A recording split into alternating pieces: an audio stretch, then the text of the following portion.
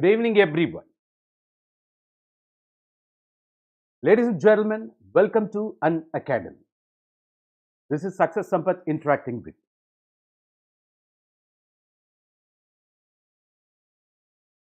you. Unacademy, this is India's largest and the best online education platform. What are all the benefits you are likely to get once you enroll yourself in Unacademy? Ladies and gentlemen, if that's going to be your question, of course, you got daily live classes, you can chat with your educator, and you can also engage yourself in all round productive discussions, and you can also ask all your genuine doubts and participate in the answer polls. Ladies and gentlemen, all these things you can do in the sessions going on. And you got structured courses here. It is completely based on UPSC Civil Service Examination pattern and syllabus as well. It is not knowing the stuff, knowing to deliver the stuff. This particular point we are keep on emphasizing. Ladies and gentlemen, we have got a live mechanism, especially a mechanism to evaluate your preparation at various stages. For that, we conduct regular mock tests and quiz programs. And you get, that in turn, a detailed analysis. Based on that, report, you come to know where you are strong, where you are weak. And also the time you have consumed in solving a particular question. Ladies and gentlemen, once you enroll yourself in Unacademy, of course, you got unlimited access, more than 1 million videos, waiting for you. Whatever may be your electronic device, whether it is a mobile phone, laptop, desktop, irrespective of your electronic device, ladies and gentlemen, let me put this way, you can learn from anywhere, anytime. So what you have to do for that, please download Unacademy learning app quickly. Whether it is Android or, that iOS, ladies and gentlemen, that once you download, you're ready to access all those benefits, what we have, that enlisted now. And who is this interacting with you? Ladies and gentlemen, this is Success Sampath from Chennai. With unique experience, I've got exposed to the fields of, engineering, management, and legal education. With 25 years of experience in the field of coaching, especially shaping the careers of civil service aspirants. With my team, I could witness the humble results. Of course, 250 plus results. All my kids are working in different parts of India as IAS officer or IPS, IFS, IRS, in different capacity, in different parts of India. Some of them in abroad as well, part of Union External Affairs Ministry, you might be aware. You can also ask me, what's your vision, sir? That's going to be your question, ladies and gentlemen, to be part of the solution by simplifying the complexity. And to begin with, to provide career solution by enabling Indian youths better to embrace the global community, the blessings of Almighty God. Fortunately, this particular vision of mine, ladies and gentlemen, is completely in alignment with Unacademy's vision. We are working together. We are building communities so that you realize your dream, you realize your goal. You become leader or officer in your own capacity. Yes, you can also reach me through Telegram channel using my ID, say Unacademy_Sampath. Or also you can, visit all of, the videos I put there, part of Unacademy YouTube channel using my ID, say Success Sampath or Sampath Iruvengidam. And not only that, in the platform, that once you subscribe, you will, have access to all those videos. Even, that now by downloading the app, you can watch all those, that live programs. Ladies and gentlemen, the last 5 years, that MCQ questions we have discussed when it comes to prelims. And many questions came out of that discussion. People benefited out of, that last prelims. We are very thankful for the feedback, ladies and gentlemen. Not only that, we also started discussing, that the previous year questions when it comes to mains. Various segments of GS we started discussing. You please make use of, those videos. And not only that, when I said, YouTube channel, you got, sociology as optional subject, essay paper, and ethics and integrity, international relations, variety of, the videos available. Please go through. You will benefit more. Let me assure you, please use my referral ID as I told you, right? Success Sampath or Sampath Iruvengidam. Not only that, even the, the very social network you can reach to benefit more. Ladies and gentlemen, when I say, Unacademy, we, more than 100 plus top educators, that waiting to shape you. so that you realize your dream goal. Ladies and gentlemen, with 25 years of experience, as I said, that a lot of experts, with the similar experience, you can meet them and they are very happy to help you, right? Under UPSC Civil Service Examination, ladies and gentlemen, when I say we've got, that more than 15,000 programs, subject specific module, duration specific module. Under UPSC Civil Service Examination, ladies and gentlemen, we have devised, two major programs. One plus program, another one is iconic program.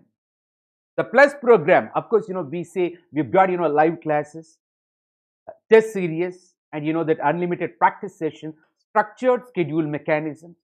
Ladies and gentlemen, from 1 month to maximum 36 months for which you have got program. Why 36 months, you can ask me. Yes, college going, work going aspirants, you can join. You can plan accordingly. That it is that way. So it's totally depending upon your time availability and budget. You can choose program. But you have to understand, great thing will take time. It is empire building process. Once you become officer, as IAS, IPS, IFS, IRS, you're going to be part of, the steel pillars of Indian administration for the next 25 to 30 years. It's wonderful career. You are here not for job, you are for career. Ladies and gentlemen, even that is a scenario, we expect you to devote minimum your 2 years. Because 1 year is going to be for your pattern of examination, 1 year for your minimum preparation. That is what we emphasize, plus program or iconic program, that. So you choose programs accordingly, and that you can also use my referral code, say success, to avail maximum 10% discount. If you apply that discount, you see almost 9,000 rupees differences. That more than this, we strongly recommend iconic program. Ladies and gentlemen, what is the unique feature of this iconic program? If that's going to be your question, of course, you got, a personalized mentor, a coach.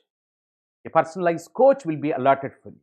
And he or she will understand your nature and study, that suggests the study planner accordingly. And you will be getting, feedback too. And you will also be trained on everyday basis in terms of answer writing exercises. Ladies and gentlemen, yes, here too, that you've got, that 12 months program, 24 months program, 36 months program. Ladies and gentlemen, here too, that you can use my referral code, say success, to avail maximum 10% discount. It's almost like, that though it is virtual learning, that individual attention will be given to you through that, a personal coach. And he will be or she will be monitoring you on everyday basis. And, that, so that's fantastic experience you will undergo. Ladies and gentlemen, here too, when you apply the, the referral code, say success, you see the difference.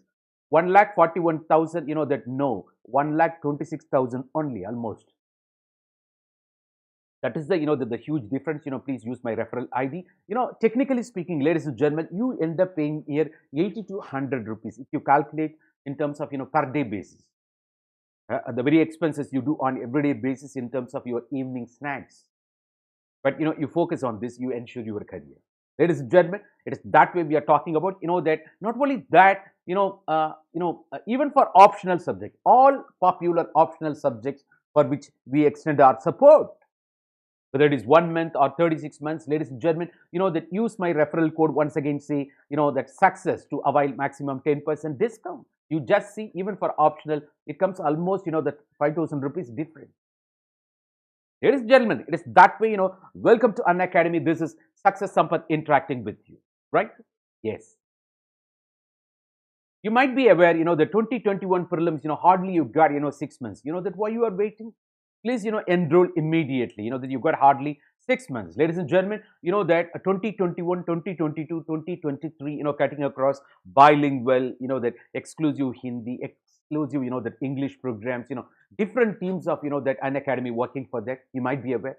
So, that the full syllabus coverage, this is what the point of difference between offline academy and online academy. Ladies and gentlemen, 100% syllabus coverage is ensured, and also, that you get, coached by, top educators of India.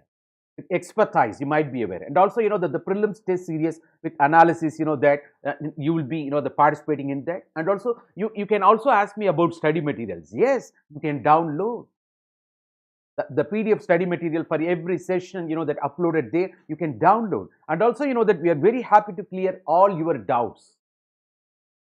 dedicated doubt clearing sessions allotted for that. It is not simply prelims and mains. We also take care of you when it comes to, that oral interview. Ladies and gentlemen, we support you that way, that we've got variety of teams, of course, that the top educators, that we have been waiting for you.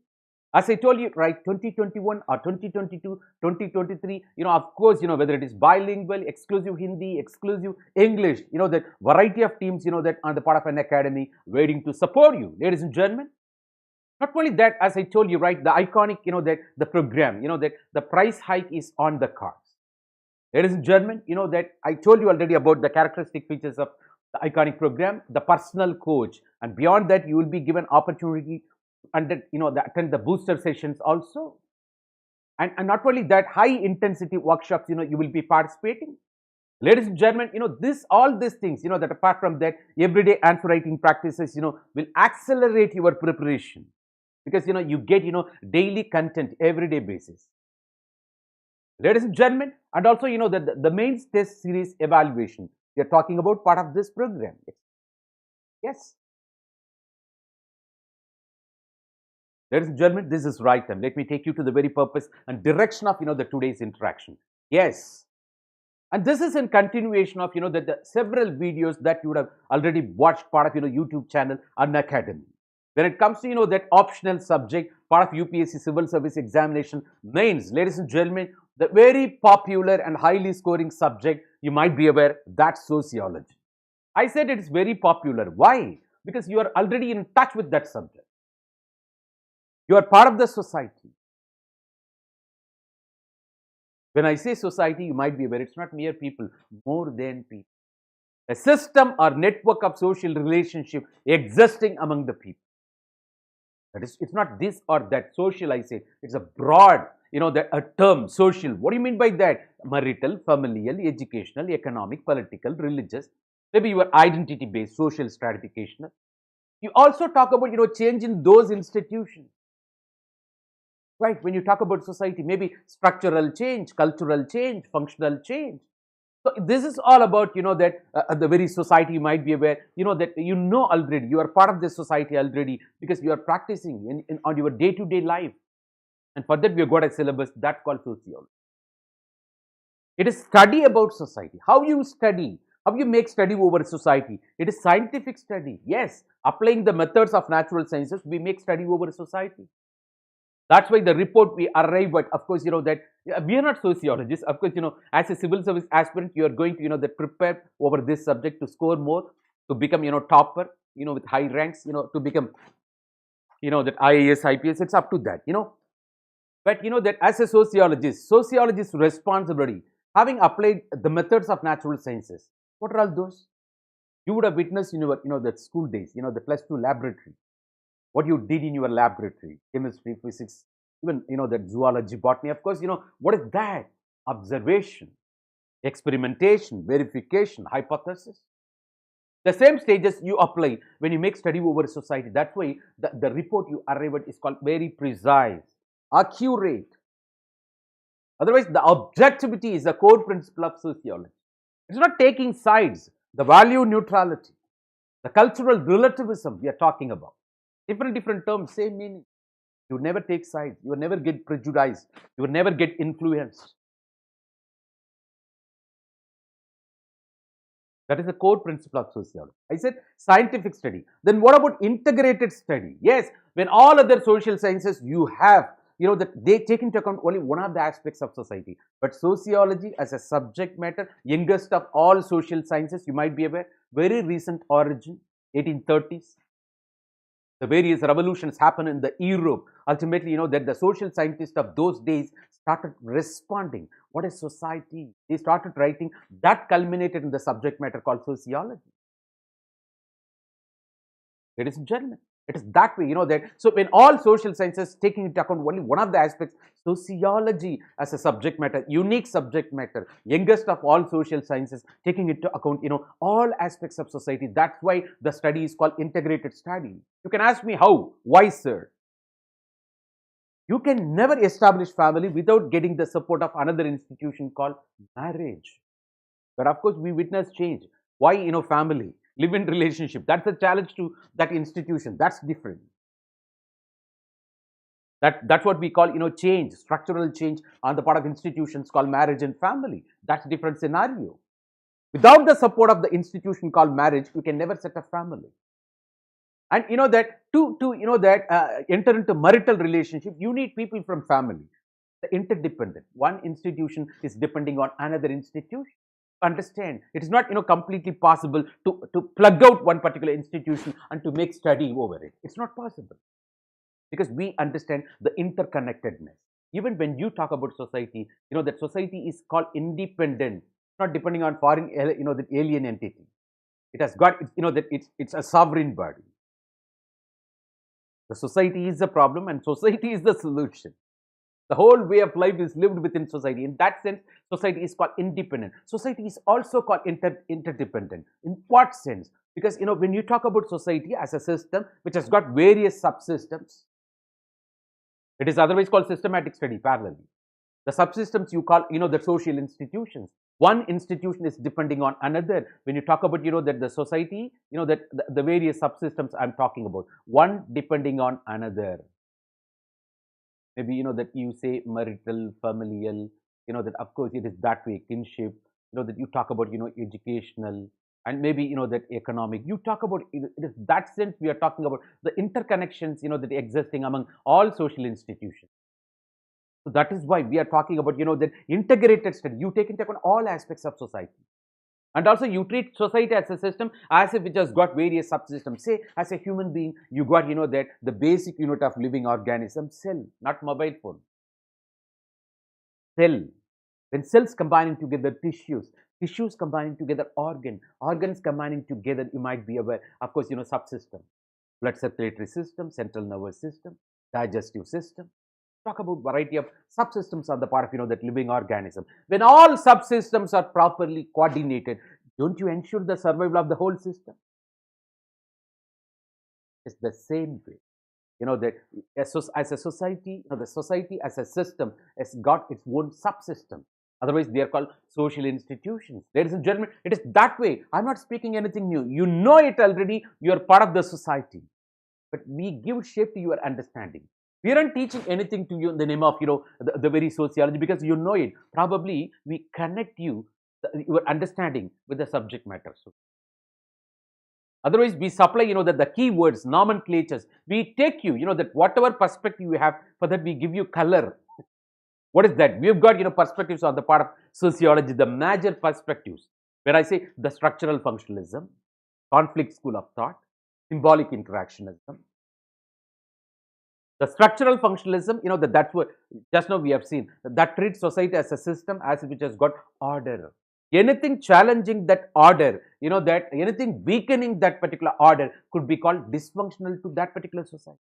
The poverty, illiteracy, child labor, drug addiction, alcoholism, the internal security related issues, the terrorism, the outbreak of diseases, we are talking about, right? All are challenging already existing social order or peace fabric in the society or equilibrium in the society. They are called dysfunctional to that particular society.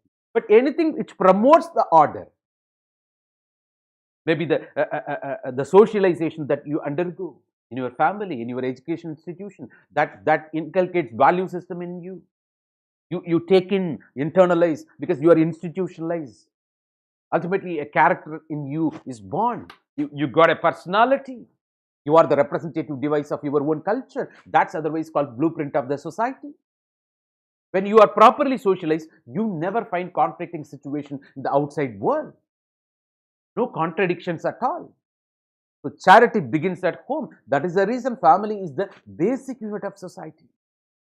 You are prepared to face the society.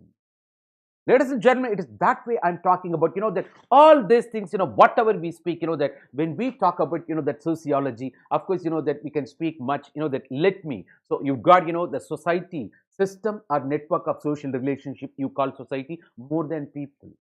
It's a study about society, the sociology, systematic study, scientific study, integrated study. Beyond that, we said, what is that? The blueprint of the society called culture. Through socialization, you come to know what is the culture of the society. That culture is the point of difference between we human society on the one hand, animal society on the other. We are keep on emphasizing this particular, the point. Of course, you might be aware, that there are a lot of newcomers in every video, ladies and gentlemen. So that's why, of course, that you might be aware, that the all theories, perspectives, of course, that I started talking about it. The very structural functionalism, conflict school of thought, the very symbolic interactionism, the various thinkers we linked for that, of course, the Karl Marx, Max Weber, Talcott Parsons, Emile Durkheim, that even Robert K. Merton, and also, George Herbert Mead. When it comes to Indian sociology, we discussed. You can please watch all those videos already part of, that YouTube Unacademy. You please visit that. You will get more ideas. Indian sociologists, of course, G.S. Gurye, M.N. Srinivas, A.R. Desai, and also the units, the basic concepts in series we discussed, and also social stratification.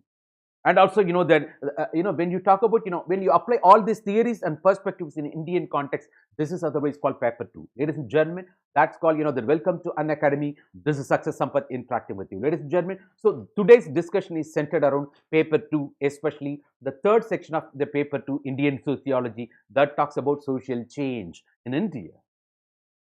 Already we discussed, that here, this topic is, restricted to another topic called social movement. What is that? It is a collective effort, mobilization of people either to promote change or to resist change. India is a country, that has witnessed several social movements prior to India's independence, even the post-independence period. Even now, we are witnessing a social movement, of course, called peasant movement, of course, called, farmers movement. You might be aware what's happening because of the introduction of 3 farm bills by the central government. Might be aware what's happening in the country. It is part of social movement because all these social movements, they act like, that a pressure group so that the government reacts. The past governments reacted. Now the government started responding through appropriate solution. You might be aware. The government itself, that facing, that ethical dilemma, whether to liberalize agriculture sector or to protect, that the small and marginal farmers. That comes ethical dilemma. So from economy front, that you are supposed to reform your economy. The line of capitalistic, the thinking. You have to match, that you have to integrate, given a globalization era, liberalization, privatization, that we are talking about, the LPG.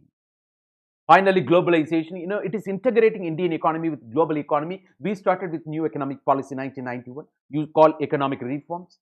That first generation, second generation, third generation. Of course, we have got the principle continuity with change. Governments may change, political parties may change. We continue with a little bit modifications, policy decisions because of the political parties manifesto. You might be aware. And also this ruling dispensation talking about reform, perform, transform. All archaic, obsolete laws thrown out so that, that facilitate ease of doing business index. That attracts, more foreign direct investment. So that smoothens the manufacturing sector otherwise. We are talking about. So it is that way, when you want to enter into 21st century, you need, the tools meant for 21st century. It's not living with 19th century or 18th century. Ladies and gentlemen, that's why the reform is justified. So for that, we have to perform or perish. Ladies and gentlemen, so government has got a different, the dilemma we are talking about, that when it comes to economic front, that on the one hand, they have to protect the interest of the farmers. On the other hand, they have to open up economy more. And you might be, we discussed, that a lot of things about that, the peasants and farmer movements, you might be aware. So when we talk about, social movements, you got collective efforts or mobilization of people for a particular cause, based on a particular ideology, maybe with leadership. The Indian independence struggle, you might be aware, it became mass movement because of the entry of Mahatma Gandhi. Not only that, prior to that, India witnessed variety of movements. We talk about, of course, that when you say social movements, it could be, the women movement we are going to discuss, and also peasants and farmer movements, the backward class movement, Dalit movements, environment-based movements, ethnicity movements. So, that the variety of, that social movements for variety of purposes. Even within, that every segment, you see the differences, the place to place, time to time, of course. And because of the influence of the local factors. You might be aware. We are discussing everything, that. So having discussed, that the peasant and farmers movement, backward class movement, Dalit movements, ladies and gentlemen, today we are going to discuss, women movement in India. Why women movement? You know that India is a peculiar country, you know that we are hypocritic so many ways. When we go to temple, you know that, Kali, Durga, Usha, Aditi, Rudra, you might be aware, that we talk about. Of course, let's go with goddess. That ultimately what happened, you go to the temple, you worship the goddess. But the moment you come out of the temple, I'm not telling about you, but the people, when they come out of the temple, they stare at girls. Double standards we are talking about. You call Kali, Shakti. You know that, but what happened? This double standards we are talking about. Of course, you know that you got legislations, talking about sexual harassment, workplaces, the domestic violence, sexual assault on women, everything we are talking about, ladies and gentlemen. Even Nirbhaya movement, the nation has witnessed. You might, in spite of that, then and there, that you keep on hearing the message, that, the 12-year, girl child got raped. It's a gang rape somewhere. That our upper caste, that raping, that Dalit caste. One movie came now, August 15th. August 15th, you would have watched. How? Huh? That's what, when it comes to sex, there is no caste discrimination. Yes? How the lower caste Dalit women exploited, you might be aware. It is that way we are talking. When it comes to money, there is no discrimination. When it comes to sex, there is no discrimination. On the one hand, that you worship, the women as mother goddess. On the other hand, that she's portrayed as a commodity. She's sold in the market. You talk about, commercial sex workers industry, the prostitution, and the kidnapping of girls we hear somewhere, and the exploitation. So when that's the scenario, that, so we are talking about, that's, even today you find current relevance. Of course, we are talking about how, that in different periods, that the women came together, mobilized. But you have to understand, those days, that as Dalit movements, that got the support of, the backward class movement, the women movements, that they got the support of, the enlightened men in the beginning. They joined women to fight for the cause of, the gender justice, equality of women. Of course, it's not new, that during colonial era, we are talking about. And that even, that the pre-independence, post-independence, we are talking about it. So it is on that basis, how the women movements, that they came together. Why? That the background we are going to discuss. After that, that pre-independence, that phase, post-independence phase, we are going to discuss. You will come to know more. And also the sociological version. And beyond that, how those women's, that the particular unit have been, the framed, question on the part of UPSC. I'm going to discuss 4 questions for that. Here, eco-feminism we are talking about, the Chipko movement, especially Vandana Shiva, you might be aware, that we are going to discuss. So how, that if you want to protect nature and women, that you have to come out of that patriarchal mindset, first of all. Even Karl Marx, in his, that thesis, he says, that the very family, if dad or son, goes to, that somewhere outside, even daughter today, that she's working economic independence, we are talking about, she's paid compensation, salary. But what about our mother, working in the home? She's never been compensated. She's not paid salary. But when you go somewhere out, you are paid salary, but you don't give salary to your mother or your sister, that taking care of, the domestic chorus. You might be aware.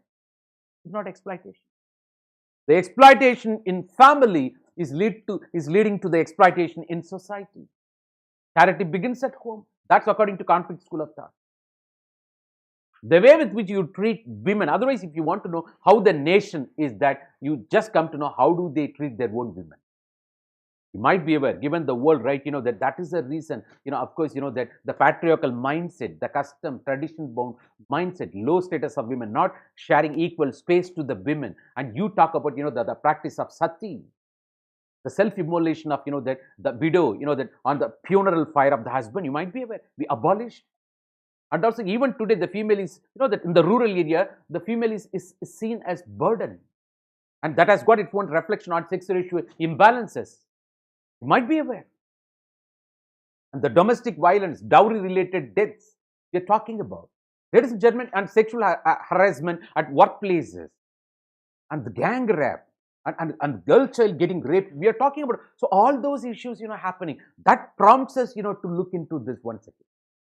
So, that it's not new. It's that from pre-independence, otherwise even colonial era, we had these movements, you might be aware, and how, that we change that. You also understand that the trend on the part of this women movements, we are talking about it. We are going to discuss at length. So there ultimately Vandana Shiva, like people are talking, ultimately the women and nature should be protected from the patriarchal mindset. They are in the receiving end. The women is no more burden, no more liability. She is asset. Of course, the government keep on the Beti Bachao, Beti Padhao. You might be aware. We are talking about various Dhanlaxmi, Suganya Samriddhi Yojana. We are talking about variety of schemes. Even self-help groups for women, microfinancing. Not that way. Of course, that the patriarchal mindset, got inroaded. Of course, that even, that one movie came in another movie, the Pink, Pinky or Pink, that you would have seen that movie also. How the educated use with traditional mindset, how the women are seen as, that a consuming commodity. Might be aware. So these are all the things, the clear-cut examples we are talking about how the nation responding through various feminism movements, otherwise various measures taken by the government of India. We are going to understand the trends, ladies and gentlemen, linking with previous year questions also, and also that Maitreyi, that we are going to introduce one sociologist regarding this, the women movement. And this gave, that women movement, gave clear cut, the consciousness, ultimately, making women to understand her role and rights that facilitated, that ultimately, gave way for the constitution, adopting variety of provisions with view of protecting women from exploitation. And this is apart from, various, the government political party movements, All India Women Democratic Association, you talk about, the communists, of course. And also, the independent struggle where we know that the leaders like, Sarojini Naidu, that they joined, of course, Annie Besant we are talking about. It's not only that, how, that even the people, that the Western educated, middle class people, especially the women, especially the, that the affluent women, that is also accusation. All these women means, that women movements are, that completely governed by, that Western educated, that English educated, that middle class women, but it's not percolating down. That consciousness is not at all available on the part of, that the lower caste women. They are yet to come out of the clutches we are talking about. So it is that way. Then another accusation we are talking about, whatever may be, how we link with, the sociologist's opinion and the resources to be consulted finally. Ladies and gentlemen, I think that brief introduction is more than sufficient. Let me take you to the next level. Yes, excuse me. 1 second. Yes. Faster, faster, faster.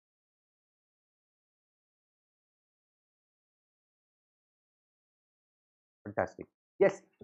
So we gave brief introduction about sociology, right, ladies and gentlemen. We also spoke, that something about, that social movement. What is social movement? It's a collective effort or mobilization of people for a particular cause. The cause may vary. That's why variety of social movement.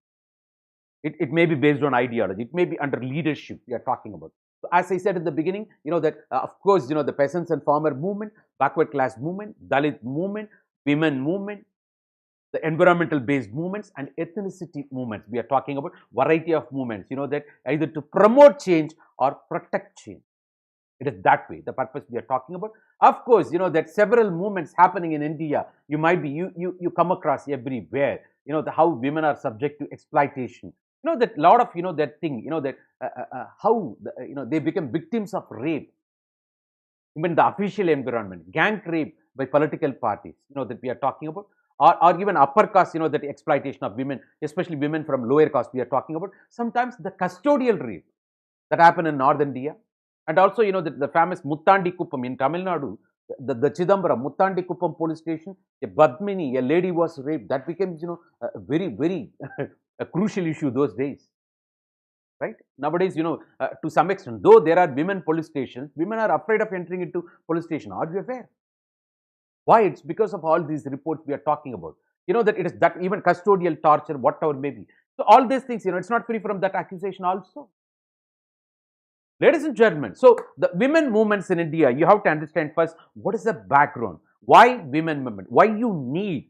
What prompted, that all these, organizations, to highlight their plight? If you ask me, of course, that they are persistent, the discrimination we are talking about. Women are always, discriminated. You might be aware. Ladies and gentlemen, that even today, even the educated family, urban, the setup we are talking about, the discrimination, because, and she would have got education, no doubt at all, women education, that's the instrument of, that a social change that takes them out of, exploitation, suppression, low status, fantastic. But the work going women, it's not only doing, the jobs, that in their own respective companies, once they come home, they have to take care of, domestic obligations also. If they are affluent enough, probably they may delegate. The housemaid will be there. But if it is, that it's not much salary, and that goes with the economic status I'm talking about. Ladies and gentlemen, the husband will be going to job ultimately. That there comes ultimately. That's what we are talking about. So that we have to come out of that. The gender discrimination. It's sharing the family. The responsibilities by both men and women.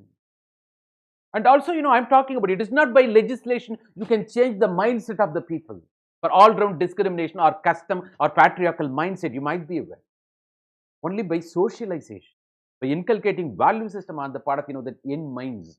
That should be done, that should begin with family and educational. I'm saying. It is not, that as some people, that the patriarchal mindset, they accuse, nowadays these girls are in the name of fashion, that, even the Bollywood, Hollywood, that the way with which they dresses, that they dress, that attracts ultimately, they attract ultimately antisocial elements. So that's wrong. It's not the problem with, dress, it's a problem with your eye. I've got my own right to be nude, right to go nude, but that doesn't confer on you the right to rape me. That is what a girl says. Ladies and gentlemen, that is what, it's not the women, that's women. It's also patriarchal mindset to accuse again women. So women themselves saying that, it's because of these girls, the dress style, these guys are, misled. No. It is not accusing the girls. It is accusing, it is taking care of your son and educating your son, that this is the way you look at all the girls. It is that way, that the mindset on the part of, the socialization, on the part of, that male chauvinism should go. We are talking about, ladies and gentlemen, the discrimination, persistent and continuous discrimination, the women are exposed. That prompts. And also the oppression in the system of, that structural hierarchy we are talking about. The structural hierarchy, that, so even in the caste system, Hindu social organization, we are talking about, that of course, the Rig Vedic period, of course, that the women participated Sabha Samiti, but that never happened later. The Gupta period, you might be aware, we are talking about, of course, that the very low status of women.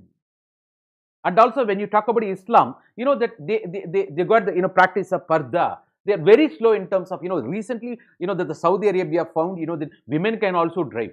Women were given, driving license. Are you aware?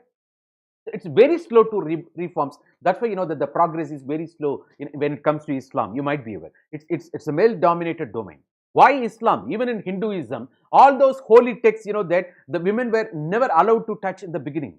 Even today, the sanctum sanctorium, the women are not allowed. Because why? The menstruation period. You might be aware, the Supreme Court came with a judgment, that the women also should be allowed, that to enter into. They should not be, discriminated. There comes, different, the ethical dilemma ultimately. You want to do justice to women. At the same time, you are violating the religious, that local religious sentiments of, that a particular faith people. There comes, ethical conflict we are talking about. Ladies and gentlemen, so whatever may be, so they can't enter into sanctum sanctorium. Yes, so the discrimination all round, the inheritance of family property, or even education.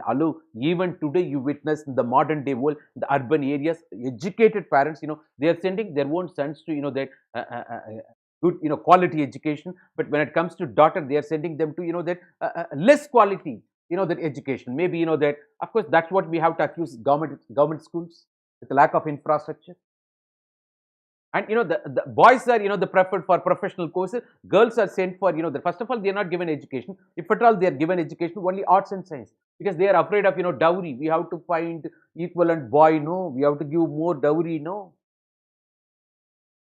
the insecurity of the parents on the part of that with girl children. That all these things. So ultimately they start looking at girls as that a burden than asset. You're talking about, that demands ultimately they should be educated. Education is an instrument of social change. That is the panacea.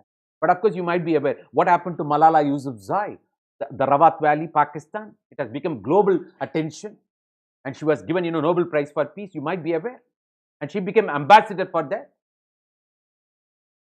And all our leaders, emphasizing, the education is the solution. Because, when man getting educated, you might be aware, that stays with them, that dies with them. But women gets education, the whole family, the whole society benefits of it. That way, that's why emphasis on women education, you might be aware. So it is that way, what is the solution for this, discrimination, oppression? Women education, women empowerment, and also the reservation, of course, we did in local bodies, but we are yet to do in legislatures. All political parties unanimously coming together to defeat that. The 16th Lok Sabha talking about only 11% of women participation. Are you aware of it? Even global, the gender index, that the 2020, 112th rank, 4 ranks, that they came down. We are less than, it is that way. That we are less than, Bangladesh in that front we are talking about. So all these things, that the discrimination, oppression, everything, the system of structural hierarchy, the patriarchal mindset, custom and tradition bound society, that is why injustice all around when it comes to women. So definitely it has got the potential, that the issues should be addressed. That's why. So not only, as I told you, right, Orthodox priests, that they never allow, women to read the holy texts. That thing happening. And also, that you talk about, practice of sati, the self-immolation. The women should be, the widow women, when the husband died, now the woman becomes widow. And she should be burnt on the funeral pyre of husband itself. The Roop Kanwar case, you might be aware, everything they're talking about, that, and that's, that, so, when India became independent, that sati was abolished.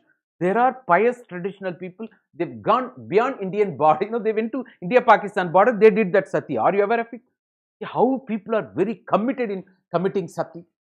Batmavati, Batmavat movie came, now you would have watched. So, that all those women, how, that once, their husbands, that died in the war, how they commit, that's sati. You would have seen. Sati practice, self-immolation. Ladies and gentlemen, so sati, burnt alive on the pyres of their husbands. And forced to wear veil, parda, that's something. Forced to wear veil out of respect. That when you go, that I'm South Indian from Tamil Nadu. When I go North India, when I meet, they talk to the ladies, that my friends' moms, that the respectable women, they'll immediately, Hanji. Even now you see, the people from North India might be, that respect. Immediately they will do it. Hanji. Forced to wear veil and in exchange as a commodity, you might be aware, they were sold. Women were sold in the market. And maybe South Indian Tamil, of course, Adimai Penny, MGR, Jayalalitha will be, that sold in the market. That there will be the tender process. MGR will go. That you might be aware. That song, Adamal Adugirin. People may be knowing. So that's clear-cut example how in the past women were, they're treated as a commodity, sold in the market.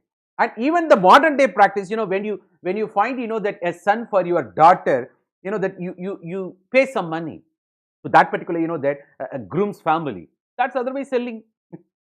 Otherwise, this guy is selling. I'm saying this guy, that the groom selling himself for that particular sake of, the money. I'm saying, don't you have backbone? I'm asking. It's totally different when the girl comes with, when the parents are happy, they want to give something to the, the daughter. That's different scenario. It is not demanding.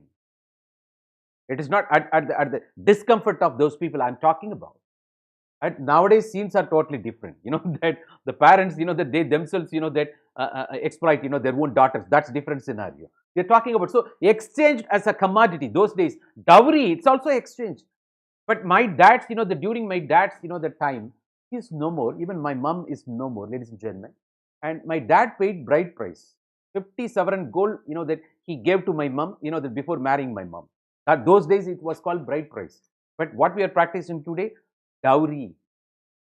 It is that way. So it is there, the exchange, it becomes, that it's no more social transaction. It becomes business.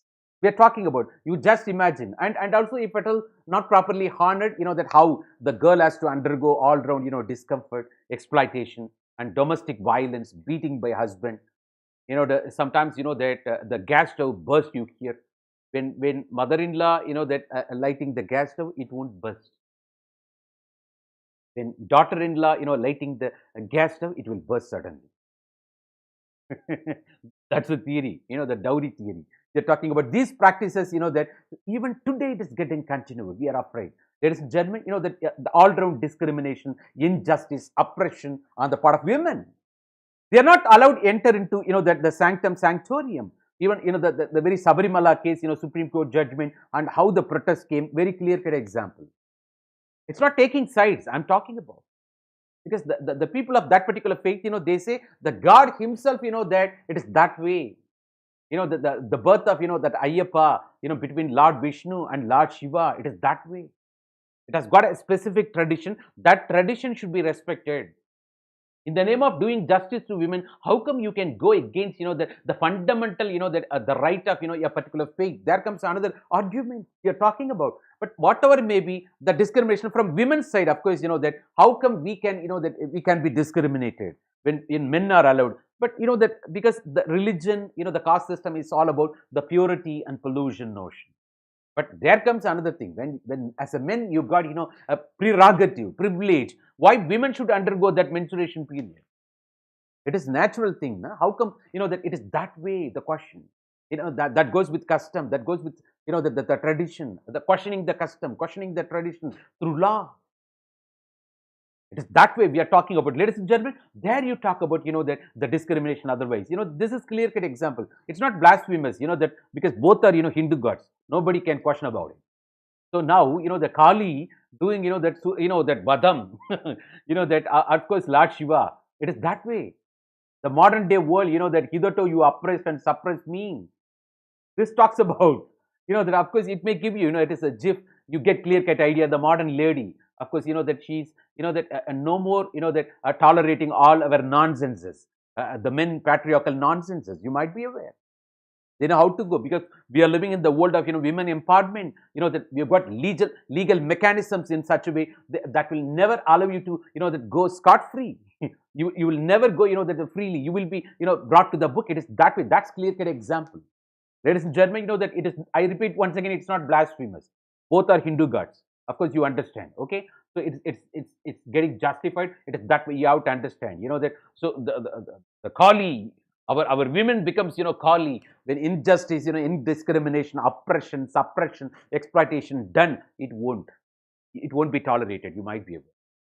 It's that way, they may be physically not at all weak. You got strong women also nowadays, athletes, that physically may be weak, but mentally very strong.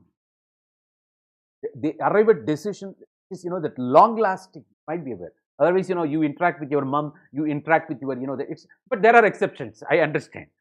Maybe your sister, that how do they arrive at decision? You might be aware. I'm talking about. The patriarchal, that a mechanism, that, so it is all round, it's not talking about, that even Dalit movement, I said, that when upper caste people are not give proper space to lower caste people, it is a sheer violation of human rights. It is not accusing only China, China, communist country, that opaque, that all-round human rights violation. What you do in the name of caste system? Is upper caste exploiting the lower caste, right? It is a sheer violation of the fundamental right of every human being. Inherent potential of every human being is now, disrespected. The same way, the inherent potential, the fundamental right on the part of the women, when it is not, that respected, you affect the modesty of the women. What is the use there? So, that given the world, that the rights, of course, that's a right to equality we are talking about. The day when we entered into fundamental rights through constitution, that and also they are protected more because they are part of weaker sections. You might be aware. The vulnerable sections, they should be taken care first. You might be aware. It is not rejecting them. So you have to take into account, it's taking everybody on board.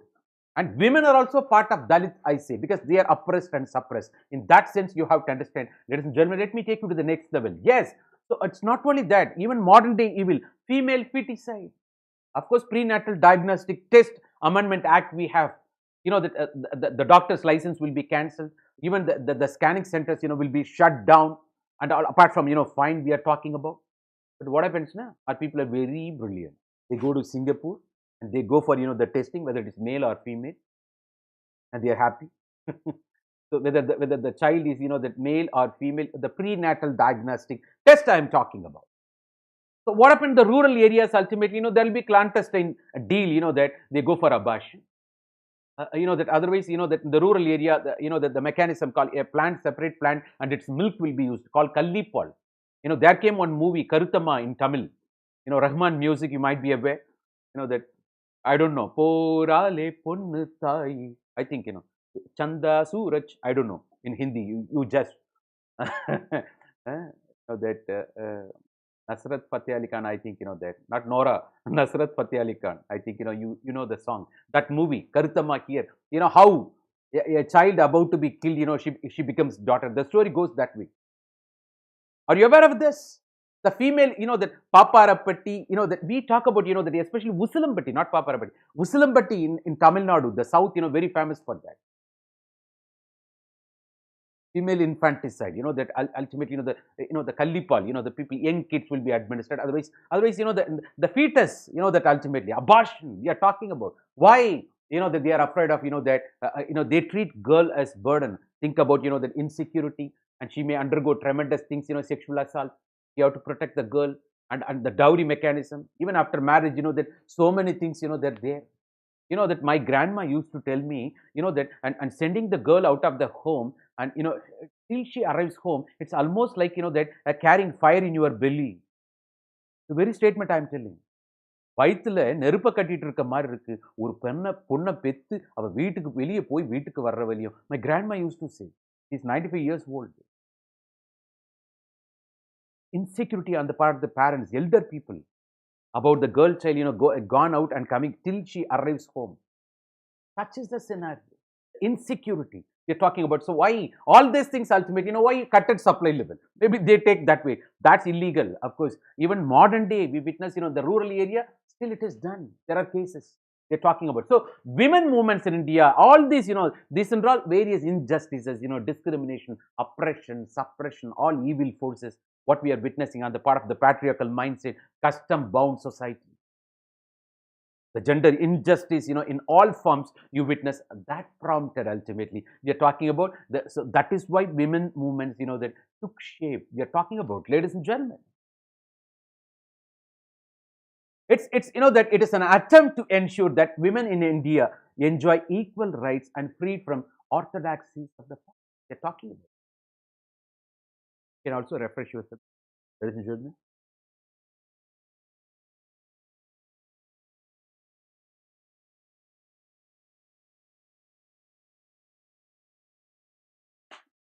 Yes.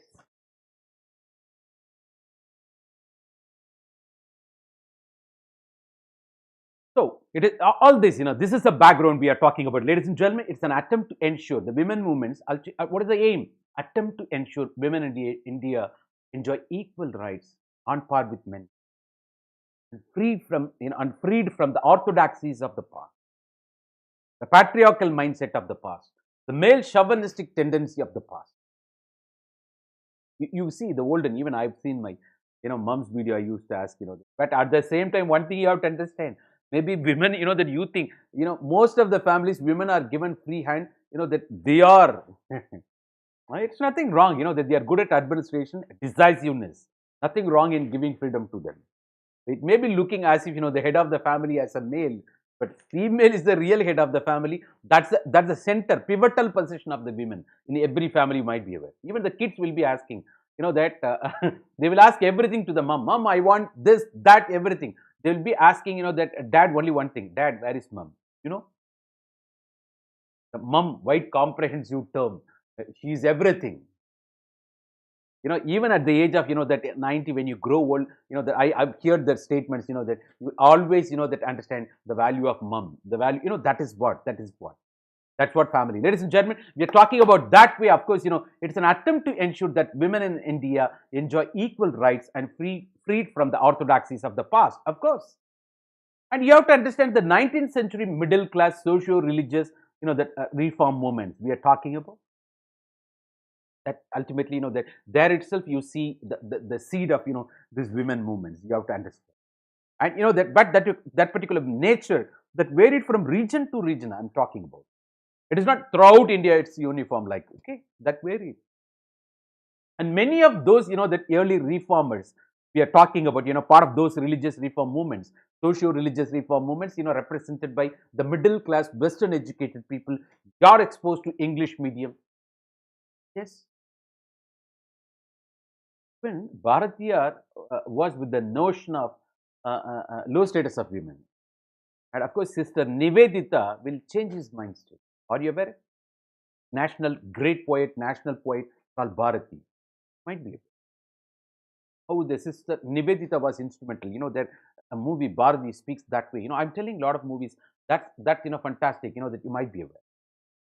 Yes, so many of those, that early reformers we are talking about, newly emerging Western educated Indian middle class, inspired by the democratic ideals of the modern West and deep pride in their the past tradition.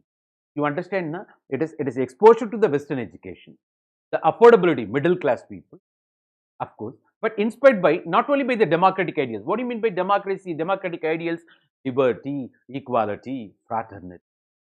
The French Revolution and its slogan that changed, that so monarchy became democracy. What happened in the European society? The French Revolution, you might be aware. Napoleon Bonaparte, the story. So inspired by the democratic ideals, giving, it is democratic when, that you take into account everybody's opinion, even including women we are talking about. So ruled by, the people, not by ruled by mere men alone.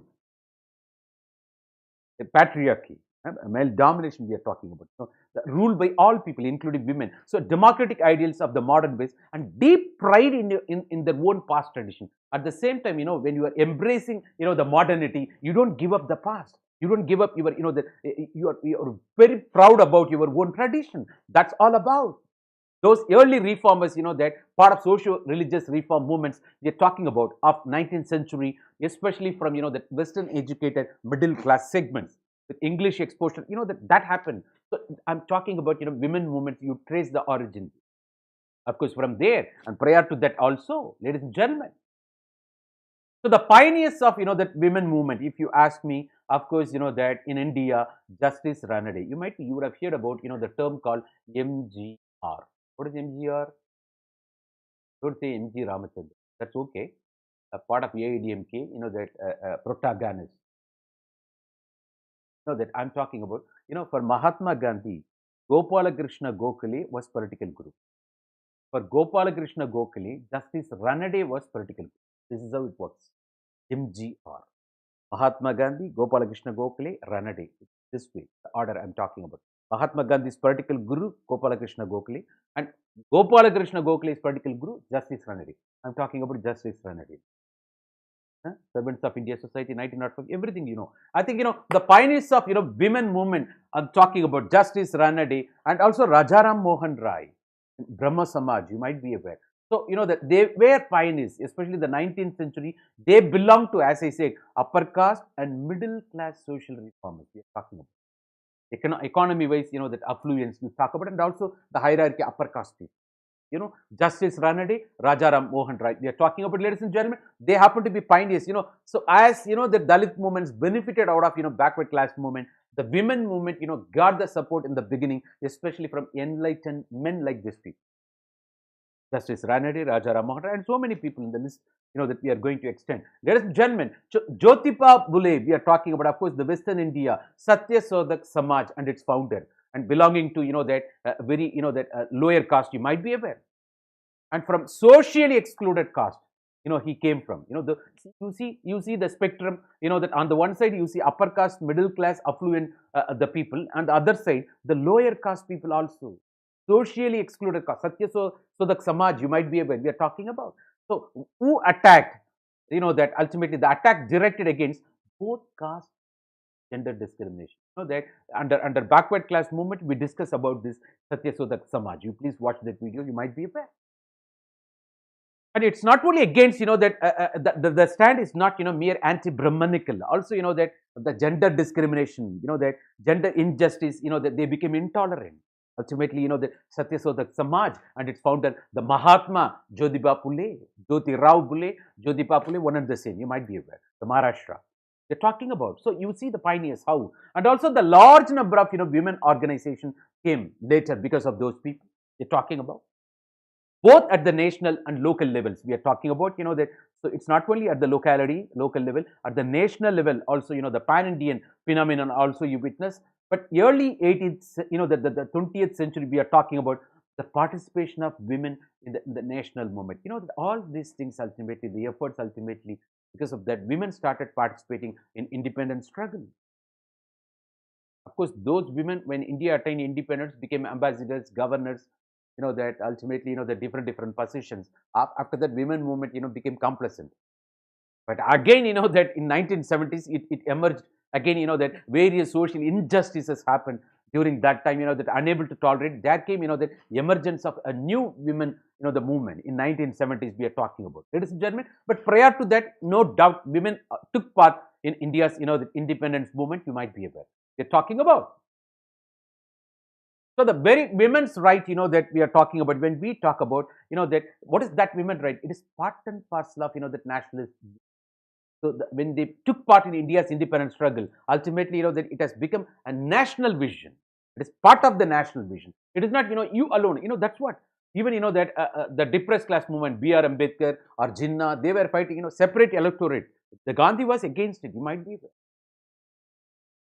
The Lucknow Pact, Pune Pact, everything you are talking about. Of course, here we are talking about, ladies and gentlemen, of course, when women took part in India's independence struggle, that ultimately what happened, their rights became part and parcel of nationalistic vision. You need not, fight separately. We collectively join together, fight for India's independence. Once you get independence, naturally you will get, the freedom all around. It is that way. That was the idea. So 1931, that the Indian National Congress, that you might be aware, the Karachi session especially, that ultimately came up with a declaration, the Declaration on Fundamental Rights of Citizenship of India, ultimately committed to women's equality.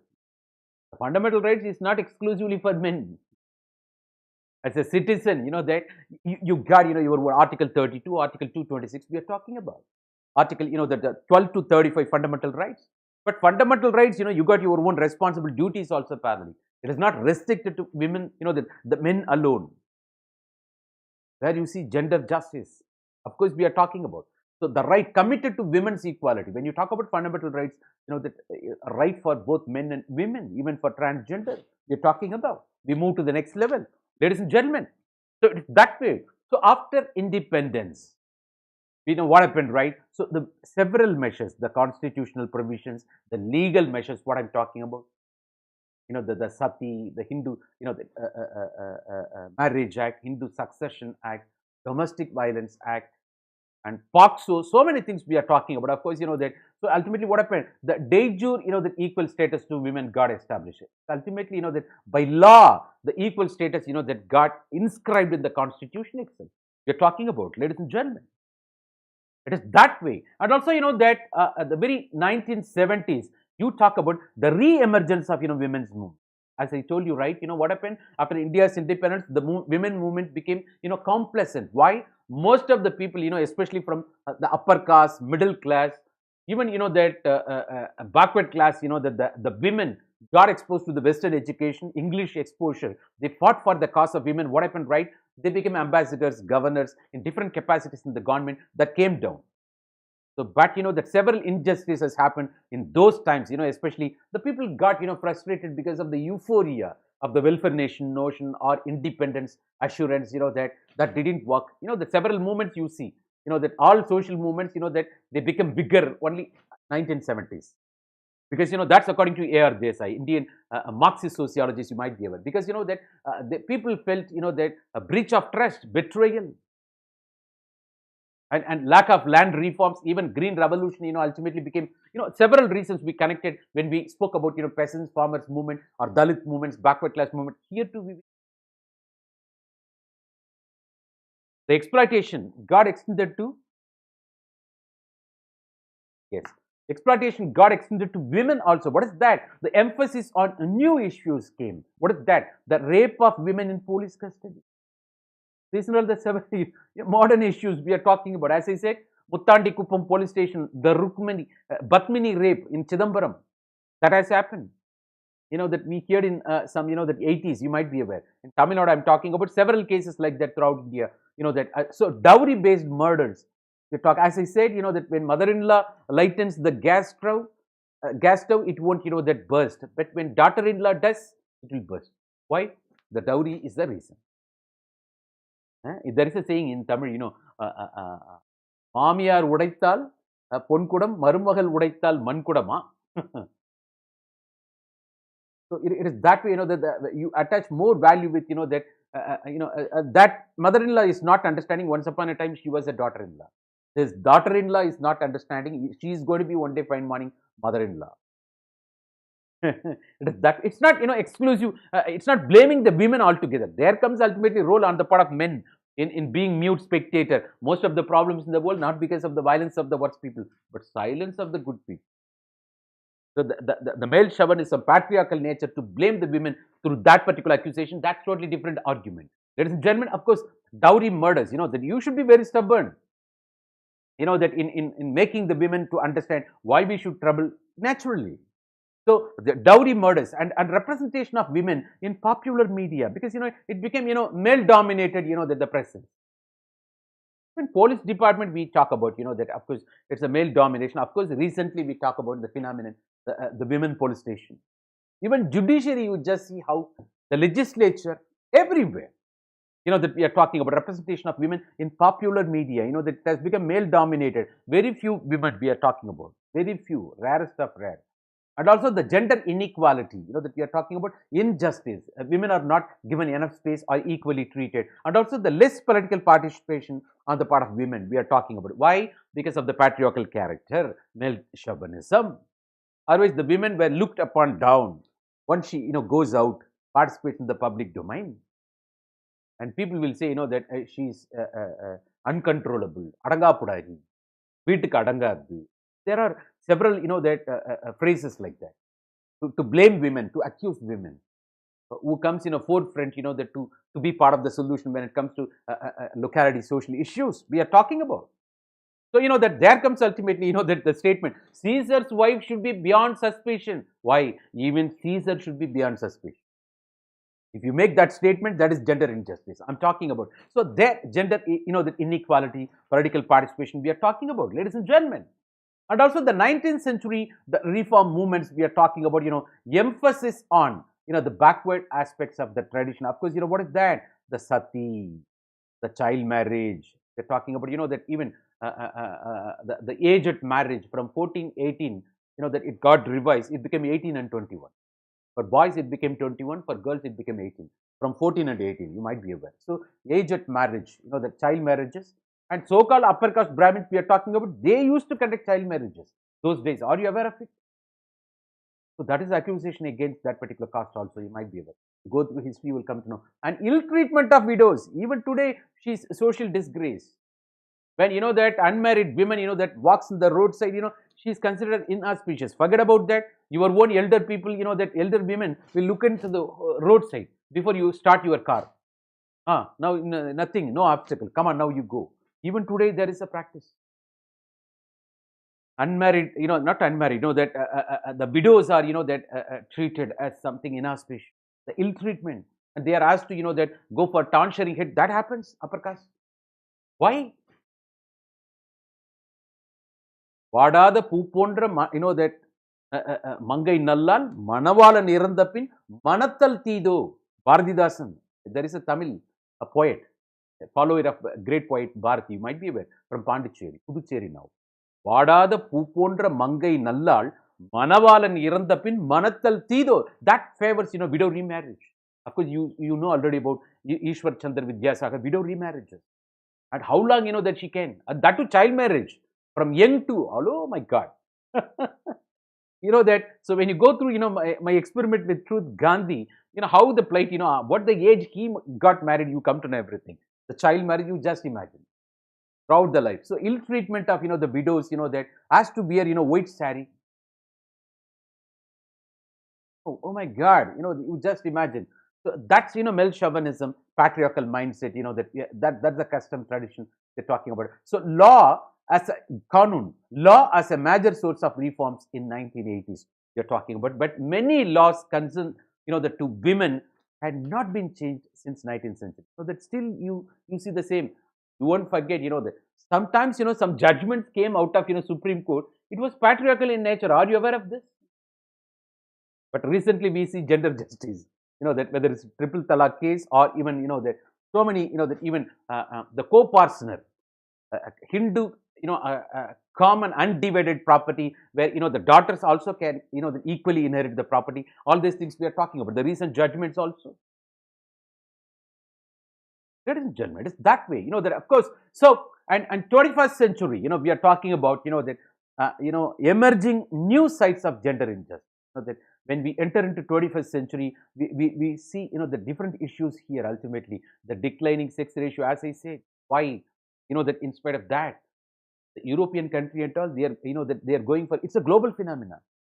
European countries, their pro-natal policy, they are practicing. Even my, that in-laws there, and she was given, that salary, that long leave with salary, because, that when she is going to bring, that a new kid to the nation, that she is treated that way. Pro-natal policy. But in India, the China one-child policy, but in India, we got small child norm. That we two, ours two. We are already two, that we two, ours two. We 2 hours 1. We are already 2. Why we need one more?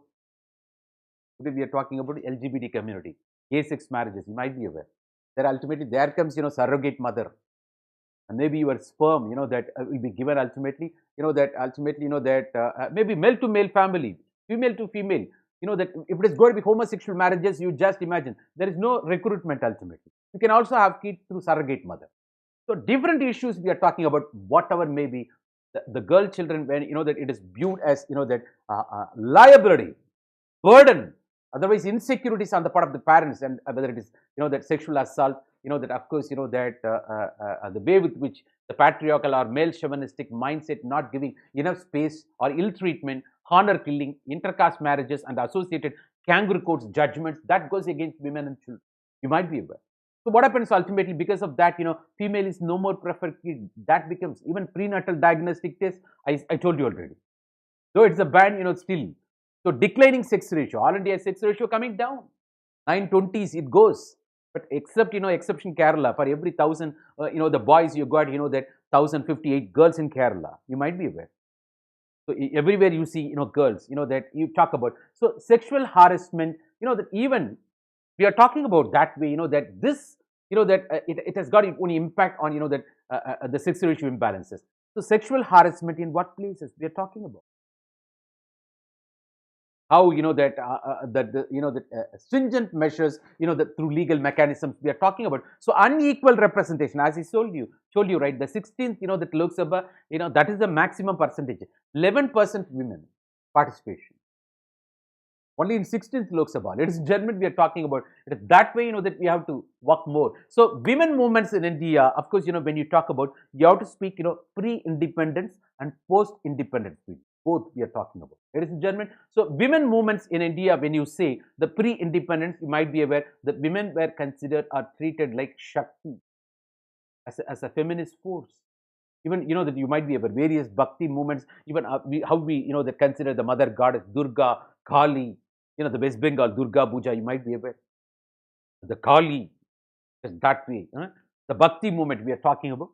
Of course, where you see women saints, that especially, that like Meera Bhai, and also, the Kannan, Meera, you talk about the Akka, Mahadevi, that, and also Andal, Sudi Kodutha Sudarkodi in Tamil.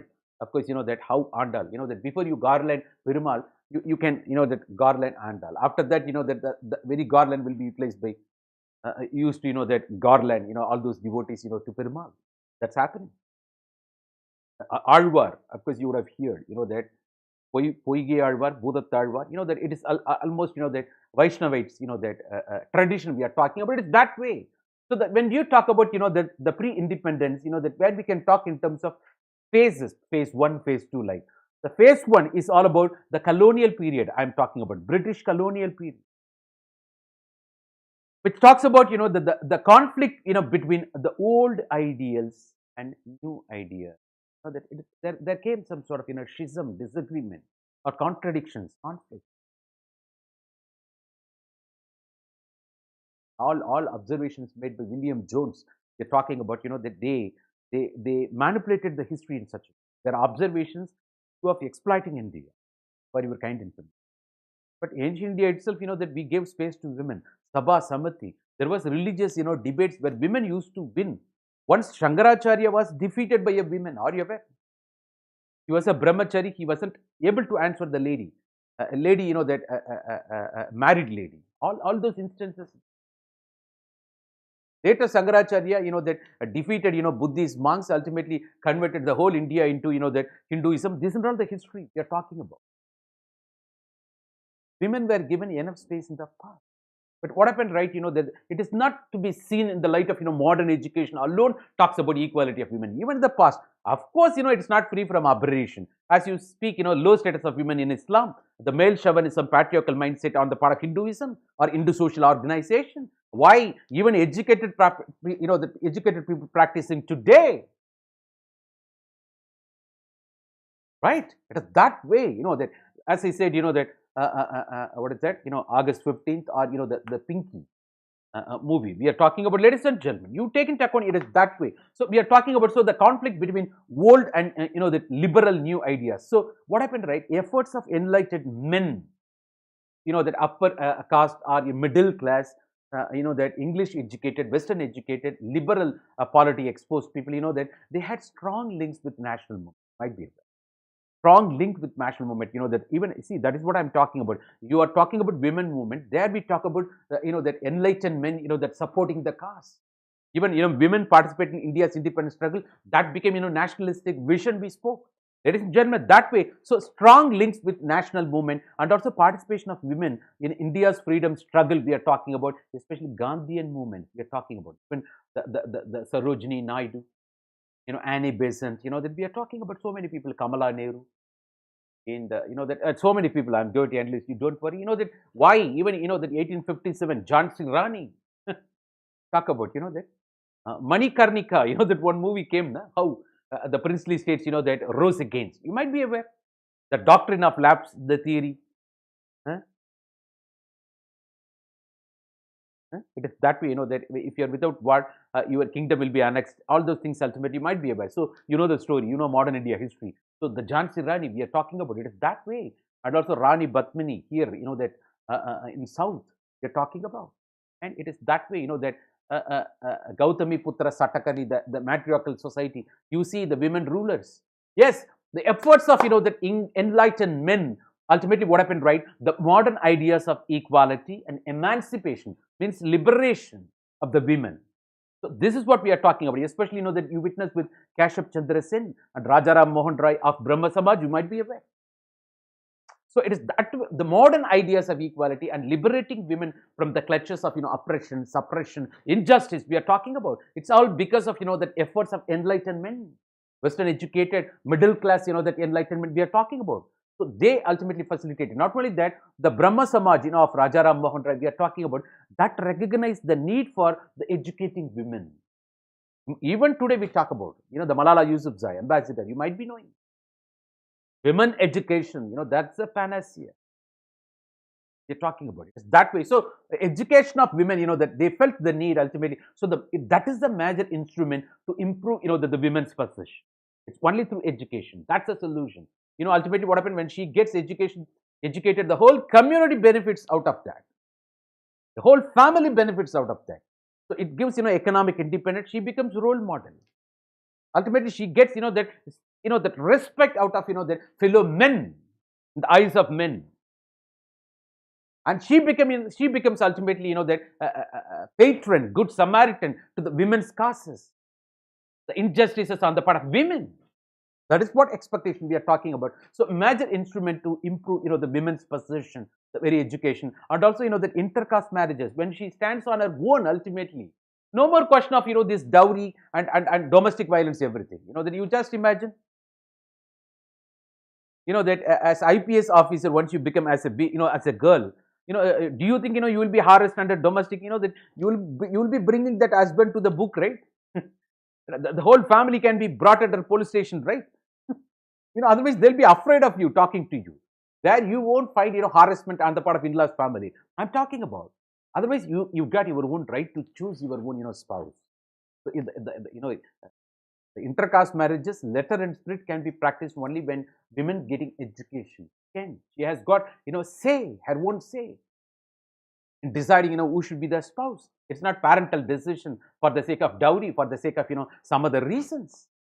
Ladies and gentlemen, so it may be intercaste, that intercaste marriage is solemnized. So Brahma Samaj, that played crucial role. Not only is that, Kashyap Chandra Sen, that says, that also recognize the need for, that educating women especially. And he moved to the next level, that he sought the support of, the government for that particular measure, for that particular cause. Ladies and gentlemen, we are talking about it. Okay, so anti-sati, that legislation came ultimately. We are talking about how these women movements, responsible or instrumental, symbolic as a pressure group or interest group, that in making the governments to react in the beginning and respond later. They became solutions. So, that ultimately address, over the oppression, injustice, discrimination, all round against women we are talking about. So, anti-sati legislation passed 1829, you might be aware. And also, the Child Marriage Act, that 1872 came because of the efforts of all these people. The intercaste marriages, ultimately, they favored, and also the divorce, the provision for divorce facilitated. But that over the days, that, and ultimately, that because of these legal provisions, that the crime against women came down. But now also we talk about, the presence somewhere, because that goes with mindset, the patriarchal mindset, male chauvinistic mindset. You look at, the women as a lust, a commodity. You don't look at women as a soul, a wonderful partner, that a fellow human being. It is that way we are talking about. So all this, that the changed mindset today we witness, in spite of, that those, that the crime against women and rape, sexual assault everywhere. So Child Marriage Act 1872 talks about intercaste marriages and also, the provision for divorce. So because of the efforts of, Brahma Samaj, Kashyap Chandra Sen, I'm talking about, and also there felt need for, educating women. When you talk about, Prarthana Samaj, of course, that it came doubly. Prarthana Samaj, where the role of, R.G. Bhandarkar and N.G. Chandravarkar, you are talking about, of course, the two leaders of Prarthana Samaj, you might be aware. So what happened? This Prarthana Samaj in 1869, of course, responsible for Bombay Widow Reforms Association. Ultimately, that particular, that Samaj was responsible for first widow remarriage, 1860. You already heard about Iswar Chandra Vidyasagar,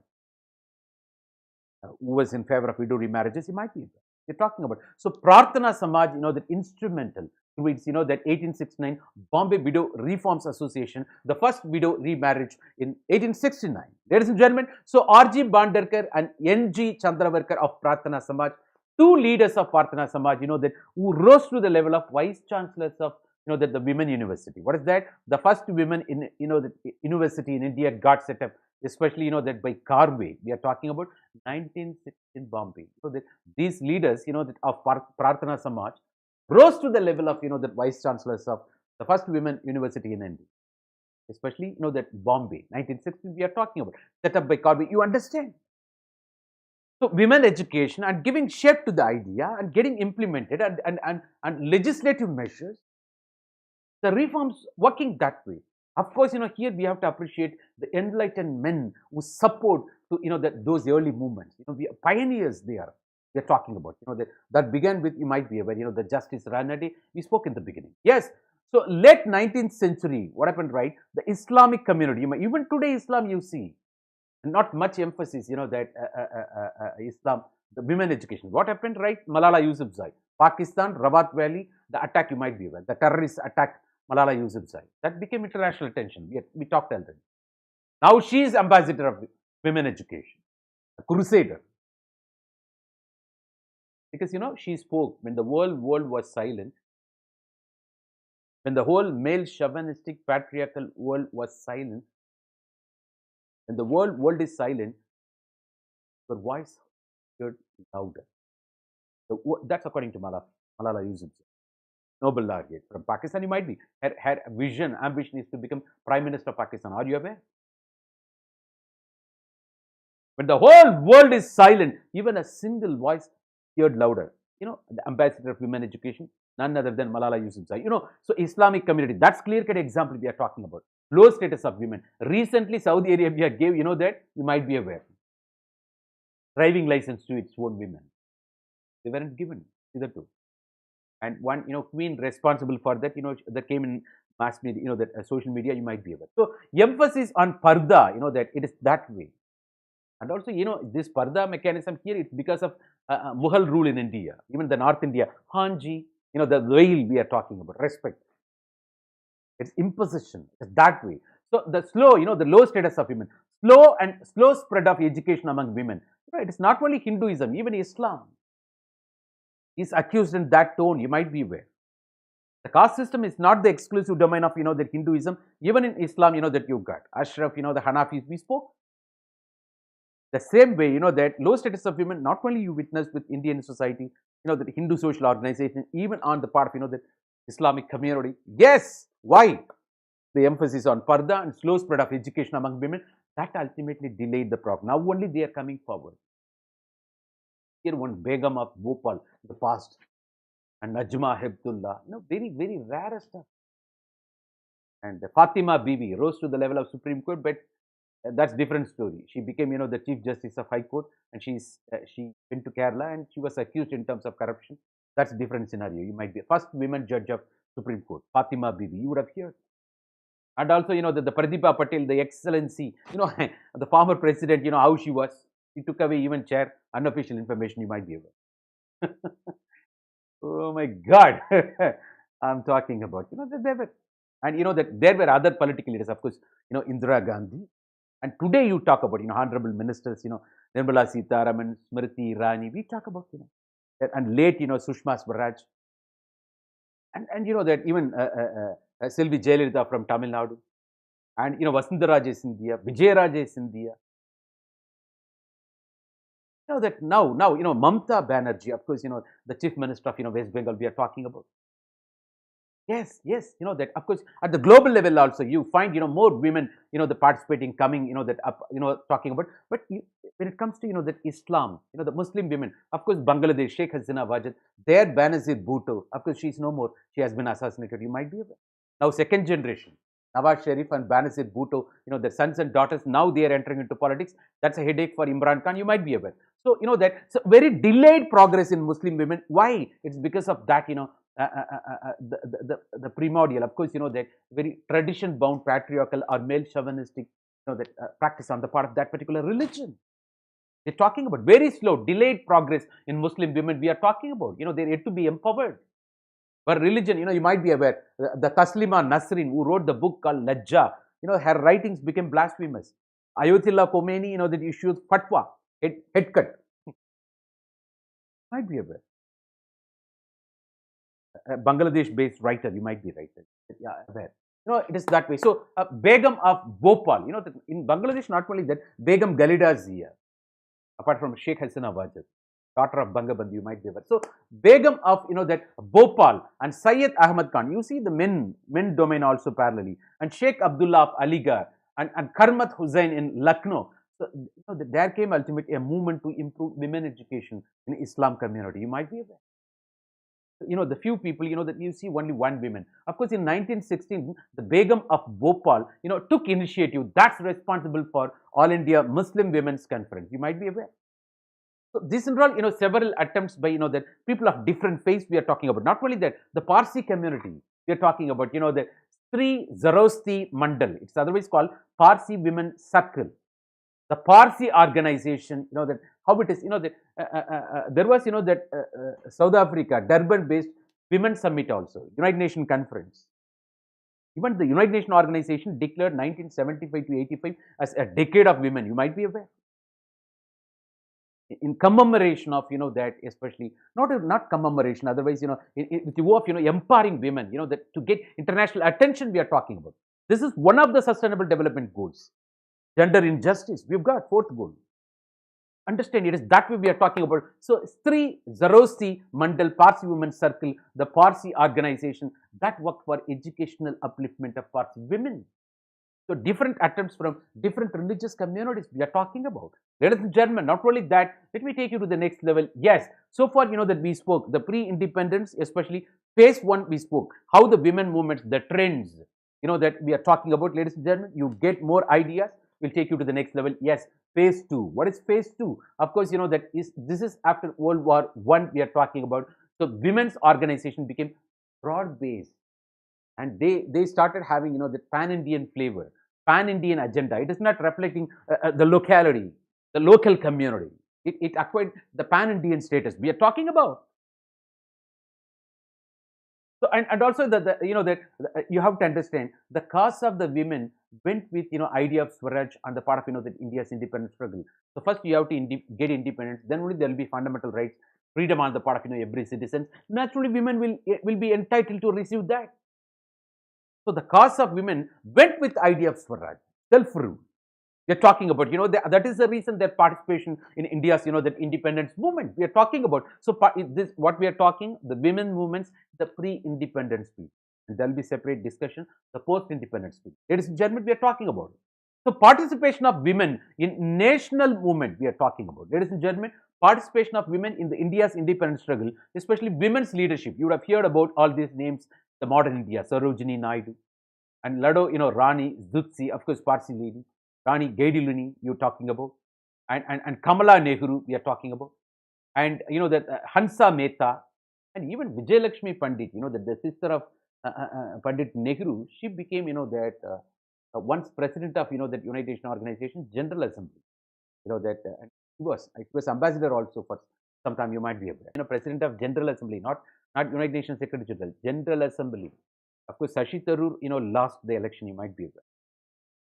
Contested and lost, might be aware, that he was Under Secretary General there, you might be aware. So Vijayalakshmi Pandit was, that ambassador, as well as, that president of representing India once India was General Assembly, that it was heading that. You might be aware that's a roster system that's getting shifted to every country, every member country. You might be aware. She was then. So Sarojini Naidu, Hansa Mehta and Ankita Bai Gokhale, we are talking about. Anankita, that will be appropriate. Anankita Bai Gokhale and Rukmani Lakshmi Patni, Leelavati Munshi, Durgabai Deshmukh, and Begum of Bhopal, and Kamala Devi Chattopadhyaya. We are talking about, Chattopadhyaya, Upadhyaya, Bhatyaya, Vatyaya, Vadyar, teacher, Vati today. See how the term got gone now.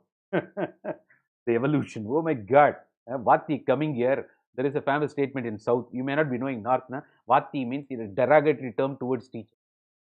Everything came from Chatto Upadhyaya, Kamala Devi. We are talking about, ladies and gentlemen, it is that way. So several women during India's independence movement, you see, they participated. Of course, middle class or upper caste or Western educated, affluent family. That is the accusation against women movement.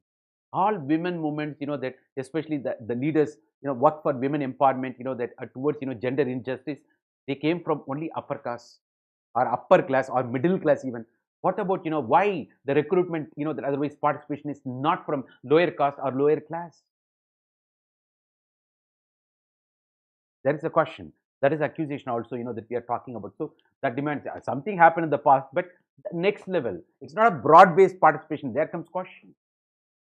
But a small section of, that though we are talking about participation of women that much, only small section of urban middle class, that English, that too got exposed to English education, linked to the movements of, or otherwise, they had their own links with the movements or organizations, the women organizations, the West. We're talking about that way. Ladies and gentlemen, not only that, that all these movements ultimately paved the way for equal voting rights. As I said, the Karachi session of Indian National Congress, responsible for fundamental rights, ultimately, you might be. And also the political participation. What we are talking about, political participation today and equal voting rights, what we are talking about, it's because of that. And you have to understand, that the reform, that formation happened in several personal laws of the women, that's because of these women movement we are talking about. And also, the several social evils, that were banned, like sati, the child labor, 1986 today we are talking about. But the point is, that the child marriage, age at marriage, child marriage act we are talking about. everything, that even Shabanu case, the maintenance we are talking about, ultimately, whether she is compensated the maintenance properly, we are talking about. Even today, the recent Supreme Court judgments, we are talking about, the judgment on triple talaq. It's not simply by phone, you can say talak, talak, talak. Oh my God. That's, who is in the receiving end? That's, in Islam, that's a disgrace. Simply that guy will say, talak, talak, talak, over. You are no more wife. Oh my God. And you have to return that mahar, everything, the kula, release, all those, bride price, everything. That's different story. Who is in the receiving end? Supreme Court came down heavily, that's in favor of, the women in general, Muslim women in particular, so that is the thing we have to understand, that we are talking about. So reformation in personal laws, of course, the banning all round social evils, that associated with women. We are talking about, and not only that, how all these things happen. Women Indian Association, that came in 1917, Madras, where that all those, during colonial period, of course, you talk about where affluent women from that India, and also even that English ladies, they participated, they combined, they had clubs, they used to meet, interact. Ultimately that facilitated the creation of National Council of Women in India, which is a branch of International Council of Women. You just see how it is globalized, the global connection. All women movements linked with movements or organizations in the West. Forget about that. Even the self-starter, the two-wheeler, so, maybe your sister or your mom will be waiting. Hey, come da. No, mummy, I have to play shuttle. I can't come. You will say, Oda, come da. I have to go to shop, I have to go to market, come on, take me. Maybe, that if his car, if she is not knowing how to drive car, problem. If she is not knowing how to drive even two-wheeler, and she has to depend on someone else. Maybe your sister also demanding from you. Ultimately, what happened when she knows how to drive two-wheeler, that too, you have to thank the kickstart mechanism. No more kickstart. That demands, more energy, power. That became human, the male domain. By pressing button, that is the thing, that the modern day scooters, that ultimately, that done away with, the kickstart mechanism. Otherwise, but that electronic scooters, you might be aware, that gave liberation. That's according to various theories we are talking about. So women liberation movement, for that, the freedom. You can take your car, you can go. You can take your two-wheeler because you know how to drive. Technology facilitating. It's not waiting for that a great kick. We're talking that way. There is no more depending on men. The independence all round. It's economic independence and technological independence. You got freedom to participate in different clubs. That way we are talking about. So National Council of Women India, a branch of that International Council of Women, and All India Women's Conference also that happened because of that 1926. So several measures happen that when we are talking about. So hitherto what we are talking that only women movement in pre-independent India, not post-independence. Ladies and gentlemen, we are talking about that. That way let me take you to the next level. Yes, what is that? So there comes that one sociologist, of course, the Maitreyi Chowdhury, even NCERT clear-cut mentioning. Very clearly mentioning this particular sociologist lady, and especially her book. This is the book, Feminism in India. Even today it is very famous. NCERT also mentioning this. Feminism in India, Issues in Contemporary Indian Feminism, 2005. She wrote very elaborately where she mentions the critical consciousness about women's role and rights in independent India. That is the thing, that critical consciousness came on the part of women, especially about their roles and the changing roles, and and about the rights in the independent India. It's because of the feminism movements. That it is that way. All these women movements, that work towards that in different periods of time, that with different ideologies ultimately culminated in this. So the consciousness came, as I said, the Dalit movement, Dalit consciousness came. The same way, that it is, that the consciousness that, what is our role, what is our rights, what are all the rights we have, what is the legal mechanism in India, that if at all we are aggrieved, in what way we can get justice. All those things, that. So it is not only that, the very introduction of the franchisee, that adult franchisee, right to vote we are talking about, and civil rights movement, that all civic rights, not civil, civic right movement, we are talking about everything, found place in the Indian Constitution. It's because of the women movements we are talking about. The persistent or continuous efforts. Of course, the pioneers, from enlightened men in the beginning, of course, you're talking about. You understand what I'm talking about, ladies and gentlemen? So, that the very injustice, oppression, suppression, discrimination, exploitation, all round, that against our fellow human beings, of course, women, that it is that way, today, if at all we are talking about reduced to this extent, in spite of that, you hear cases here and there. Just imagine how they would have been passed. That is what Mahatma Gandhi once said, that when women with all jewels, when she walks around midnight in the road, without any disturbance, that ultimately without, any problem from antisocial elements or anybody, that day, that I have to consume, I have to assume that India attained independence. Will it happen? In that sense, even we are not independent nation. You take into account that parameter. Even Eve teasing, huh? You're talking about, it is that way. Huh? The sexual assault on women, that everything they're talking about, the lusty, otherwise, male chauvinistic, that, so that's wrong on the part of socialization. And also, the media should be blamed, parallelly, celluloid wool, how the women are portrayed, that you just see all advertisements, that you came, that it's more of women. The portrayal of women as a commodity, as, that there comes ultimately. Even the beauty contest also, protested in such a way, it's a flesh market. There comes, ultimately economics behind that. How the women are exploited. That you see the paradigm shift, how those beauty pageants contest, Miss World, Miss India, you talk about, that Mrs., that world, also, Miss Universe, whatever may be, it's all sponsored by, cosmetics industry, you might be. There is corporate MNC. People call Illuminatis, that's different scenario. The corporate giants behind it. When they say this market is saturation, come on, now shift to Southeast Asia. South Asia market, okay. That now you don't see Miss Women or Miss Universe, from India. Of course, recently it happens, very rare stuff rare. Why? The shift in Southeast Asia. Now they are, that now black is beauty. Why? Because they want to capture African market.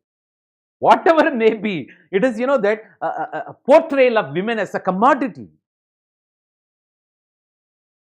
Beauty is a common term for both men and women, but women, that's seen as a subject of exploitation, the advertisement industry, especially the cosmetics industry. At least thanks, that, so the black is beauty, that the slogan, colored people. It is that way, the natural color. Of course, they are, now the corporate is eyeing, the African market. That is the scene we are talking about, ladies and gentlemen.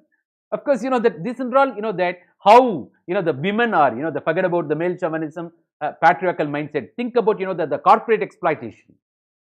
How women are, treated as a commodity, or how women are portrayed as a commodity for exploitation. It is that way. It is corporate, exploitation we are talking about. That way, even the celluloid world we are talking about, film world, how women, and that too, that child pornography is very famous. That's why government came with, legislation, the POCSO Act, everything we are talking about. More than adult pornography, that is, see, all this, app, internet, that revolution, what you witness, that you have to thank first pornography, because that's a big industry, that accumulating more resources, more money. Are you aware of this? The internet, that revolution became famous, that, that the pornography industry, that getting more money out of it. It's because of that. That's the thing, how governments are dealing with, I don't know. It's that way, that we are talking about. And that, so that ultimately facilitating, you forget about that. You may have your own censor board, Prachar Bharati, everything here in India. What about Netflix? And of course, they are talking about it's going to be centralized. What about Amazon? What about, that Disney, Hotstar? And you don't see edited, censored content there. Yes, all unethicality, the Game of Thrones we are talking about. That even the very Wolf of Wall Street, Hangover, and that Sacred Games even. Oh my God, that everywhere, that you see a lot of things there. It's ultimately, I'm questioning ultimately, who is in the receiving end? Women is portrayed as a commodity. That commercial sex workers, that otherwise, all those, vulgarity we are talking about. Yes, ladies and gentlemen, let me take you to the next level. Yes. Ladies and gentlemen, before going to, the post-independence, I think it is right time. Let me take you to the world of, connecting with, the previous year questions. We have got, that 4 questions for that particular purpose. After that, we will come back. Otherwise, we will also, that discuss that post-independence, the phenomenon in another session. More information. Yes, let me take you, because yes, So the comment on the factors, behind changing status of women we are talking about. This is a question 2016. You should know how to link, because it's not simply knowing about that movement came this, how the questions are asked. There comes my responsibility to connect with you, given that because we've got 4 questions, let me connect. After that we will come to that part. So the comment on the factors behind changing status of women, especially in the urban India, not rural India, urban India. Question is very precise, 2016 question. So this is the question, what is, the women movement, what is the purpose, you understood. Now let's enter into answer. So the status of women has been, you might be aware, the central concern of many reform movements. So that's what we spoke, Brahma Samaj, that Pratana Samaj, that and various leaders, how Indian independence struggle also, that had nationalistic vision where women's rights also got incorporated. We spoke everything at length. So, and even Islam, the Begum of Bhopal, and how, that All India Women, the Muslim Women Conference, All India Women, the Democratic Association, the modern world we are talking about, of course, political parties and civil societies we are talking about, various feminist movements we are talking about. So the status of women has been the central concern of many reform movements before independence, even after independence. Let me touch these questions. You'll get idea. After that, we will come back to that topic. So the leaders of Brahma Samaj, that Arya Samaj, just now we have seen, that were concerned. Even Prarthana Samaj, Bandarkar, we spoke everything, concerned with issues like that social evil, sati, widow remarriage, and divorce, and female education, polygamy, because women were exploited. That if you go to rural areas, you might be see it has become fashion to say those days, that the joint family, a person would have married four ladies, 3 ladies to keep the family resources intact. So, polygamy, but it's called polygamy, one man marrying many women. But that you talk about polyandry, when you say polygamy, it's a broad term encompassing 2 processes, other process. What is that? Polygyny, you talk about, that one man marrying many women. Polyandry, when you say one woman marrying many men. Even today in Toda, Nilgiris of Toda, they practice. Those days, Nair, they practice. Kerala Nair, they practice. And Vedas of, that Ceylon, Vedargal, you call Vedas of Ceylon. We are talking about, so both put together polygamous. That several men and women involved in the marriages. That's in general polygamous.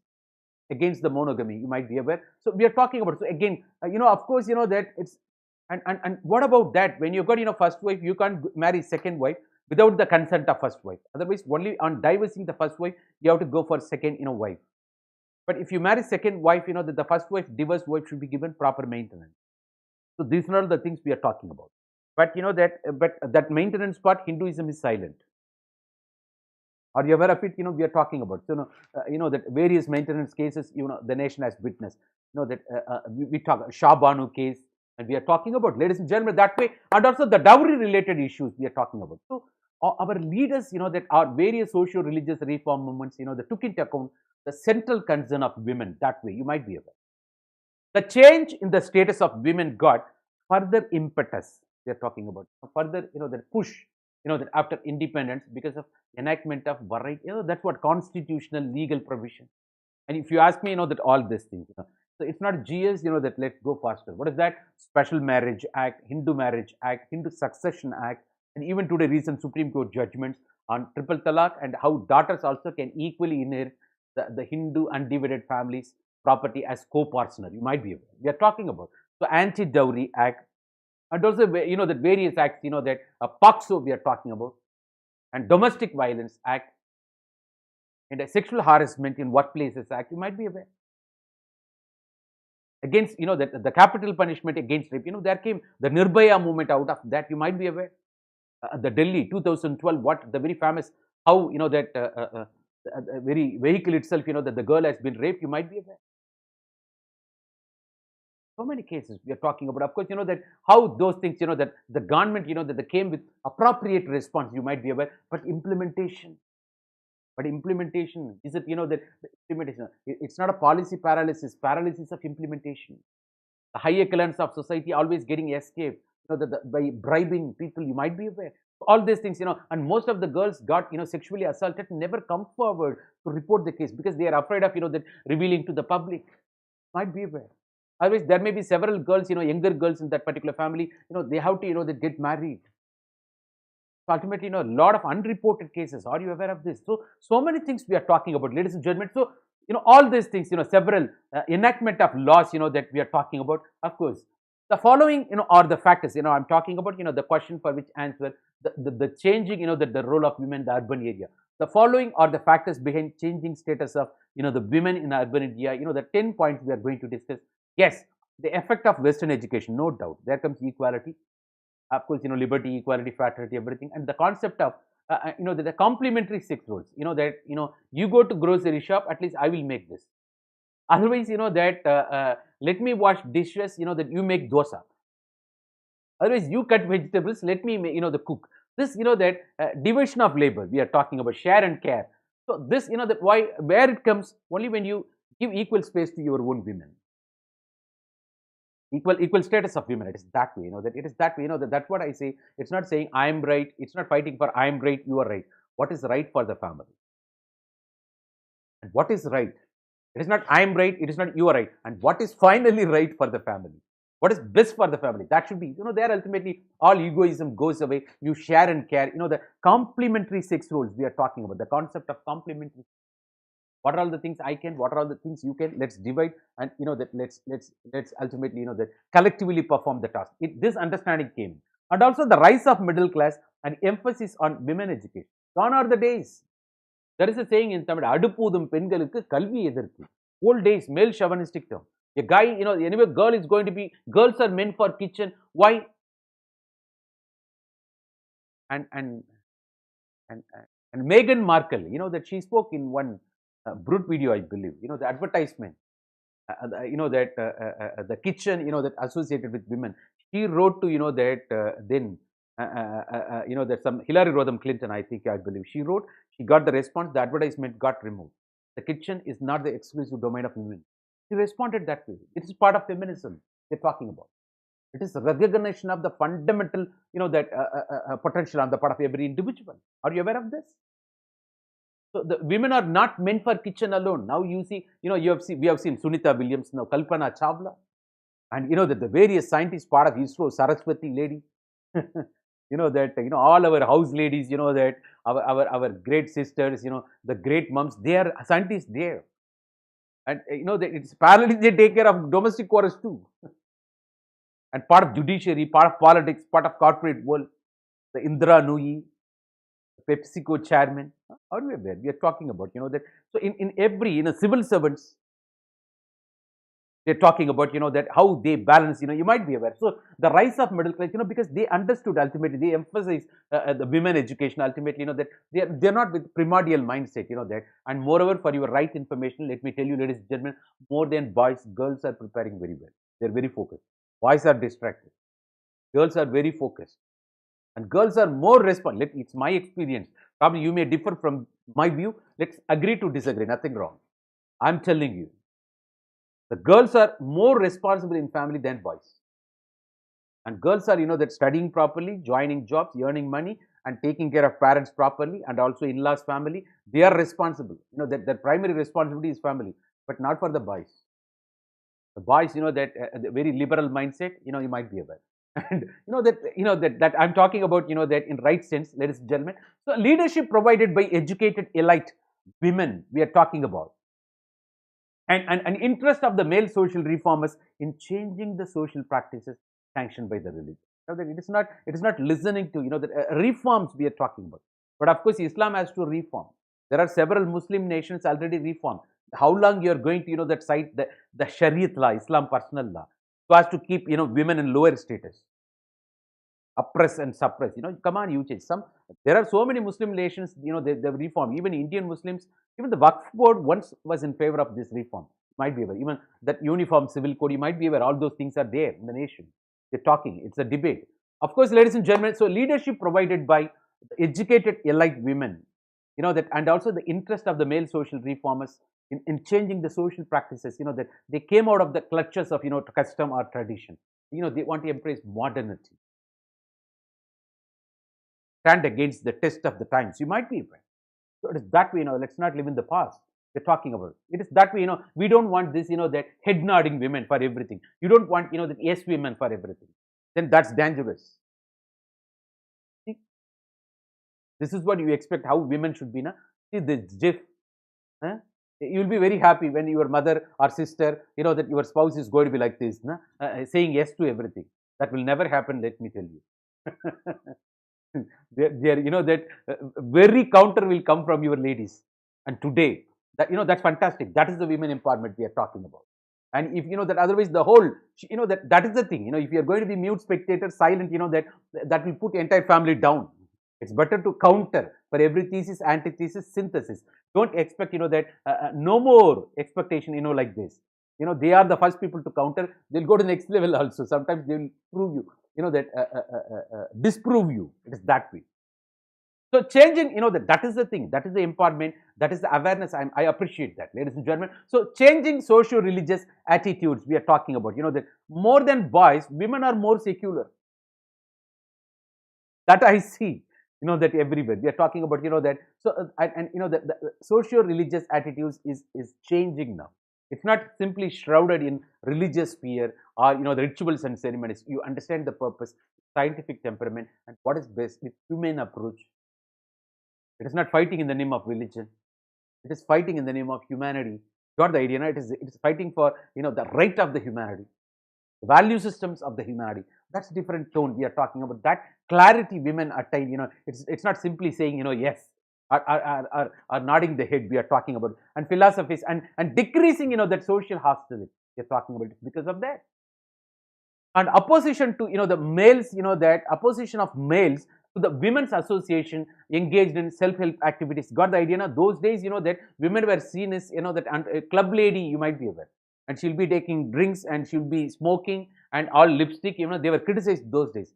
But nowadays, that's construed as freedom on the part of women or feminism movement. But the very accusation is that only you see the middle class, that upper caste or upper class English educated, Western educated women. Why it's not happening in the lower caste, lower class? There comes another criticism.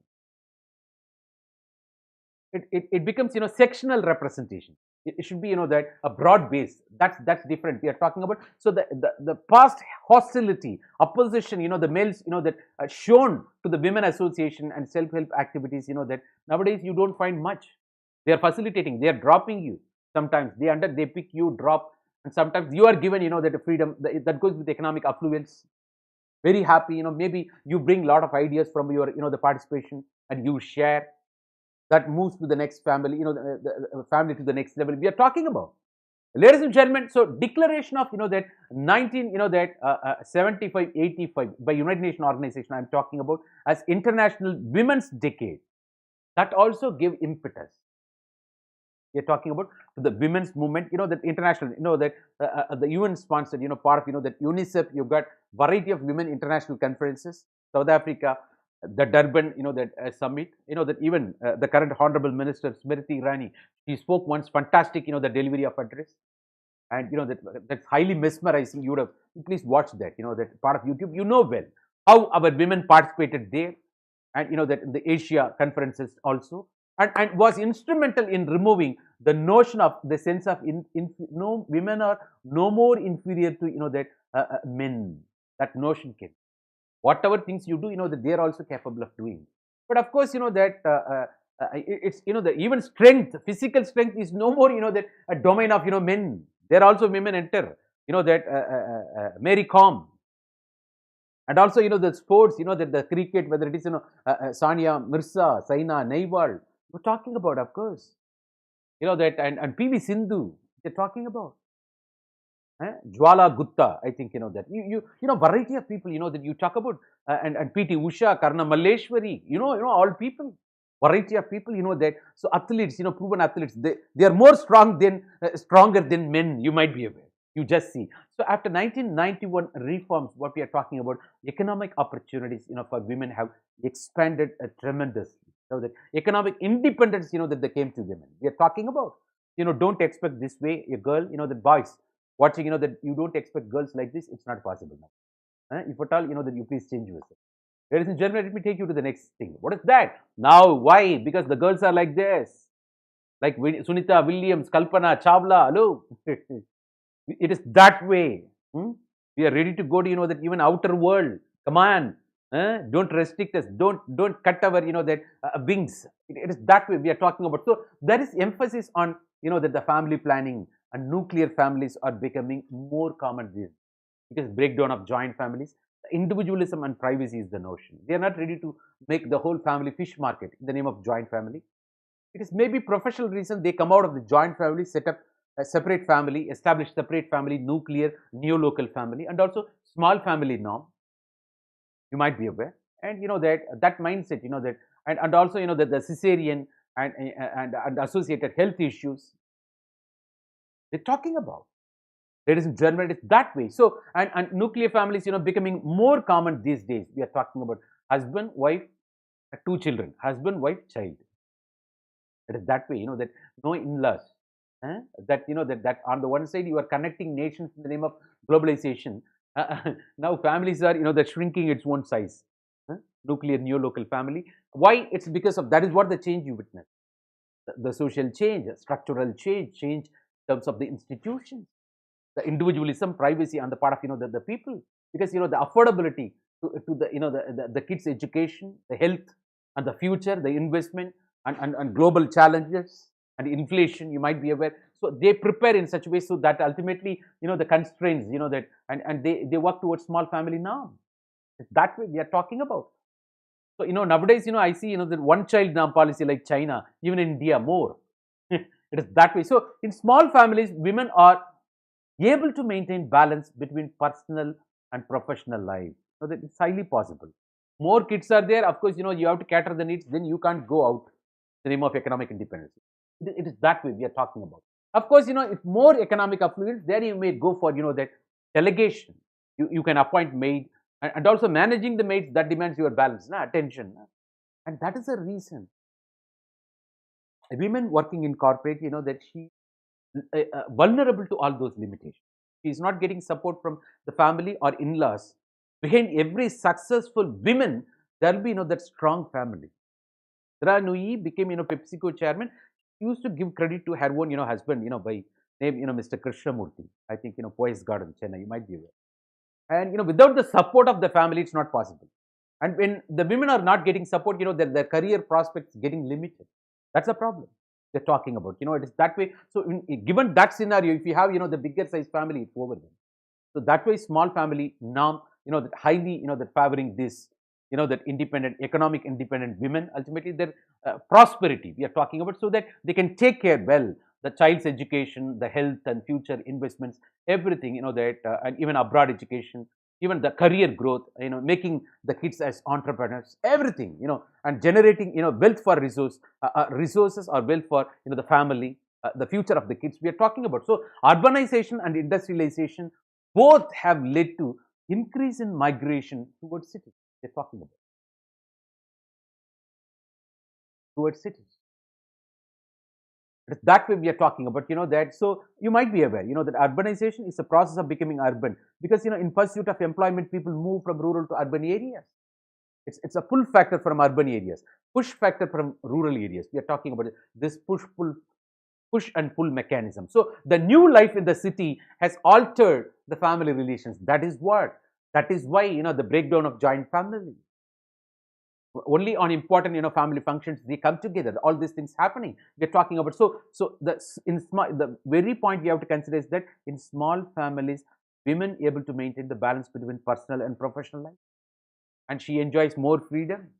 But among in-laws, it's not possible. There will be the negativity, as Marxism said, death of a family. You watch all TV serials to get all those negativities, where the family becomes a family of gangsters. One group trying to pull down another group. Small is always beautiful there.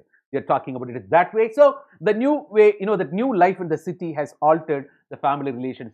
New value system, individualism, privacy, economic achievement. It is not the collectivism on the part of rural value system. It's different value systems for which people are migrated, people are exposed there. Accordingly, more freedom for women.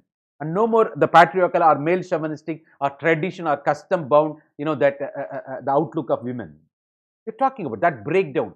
So women also share the responsibility of making major family decisions with their husband or father. You know that you got your own say, the urban areas, but in the rural areas, how come you should not participate?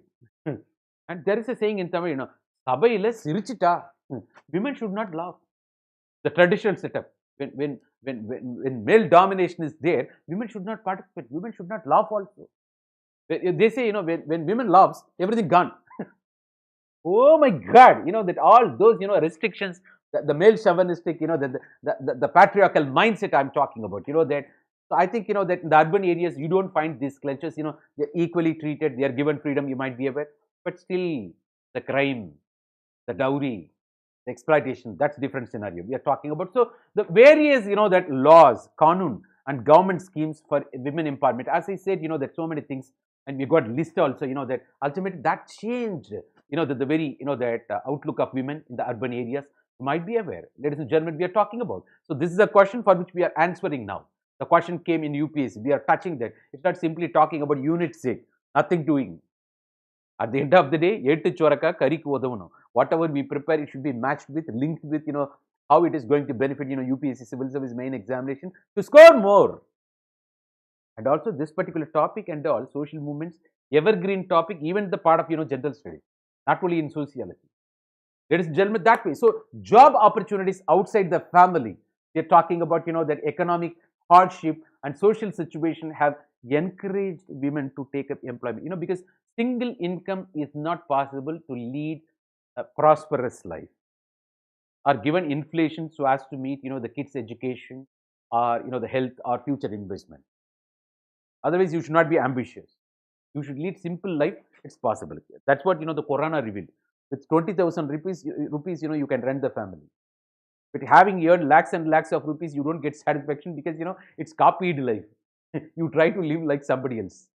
That's a different scenario. You might be aware. Why we are talking about whatever maybe when the income, generated for the family is sufficient by single source of income, there comes, that ultimately women to partner the process. Economic independence of women ultimately, but whatever women earns, that will benefit the family. Whatever man earns, I don't think so.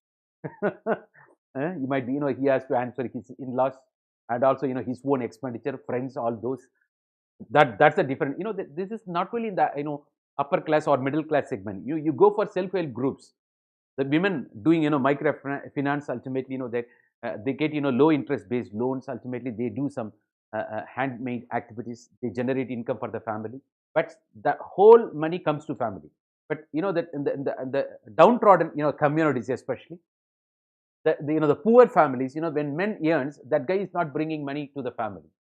What happens, right? That guy will be, drunkard. He'll be spending somewhere. They're irresponsible. All these scenarios, women are always, more responsible, cutting across, class spectrum, caste spectrum for your kind income. So, that women should be respected. That women should be given equal treatment. That women should be appreciated. That is the essence, that we are talking about. That happens in the liberal setup, but that's not happening in the traditional setup. But what will happen? She will wait for some time. When the kids are growing, when this husband becoming old, when he becomes down, when the kids are growing, the kids will start speaking on behalf of the mom. Dad, don't scold mom. I think you would have watched movie Two States. That son will beat his dad. When dad beating, slapping, that his mom. You would have watched that. That I think that. So how this is what today's youth. So the women, becomes more powerful when the kids are growing. When the kids start, that speaking injustices on the part of male chauvinism or patriarchal character, even when dad of the family, head of the family, happen to be dad indulging in the patriarchal setup I'm talking about, there comes, the children to rescue the mom. These are all the scenarios, because their exposure, outlook.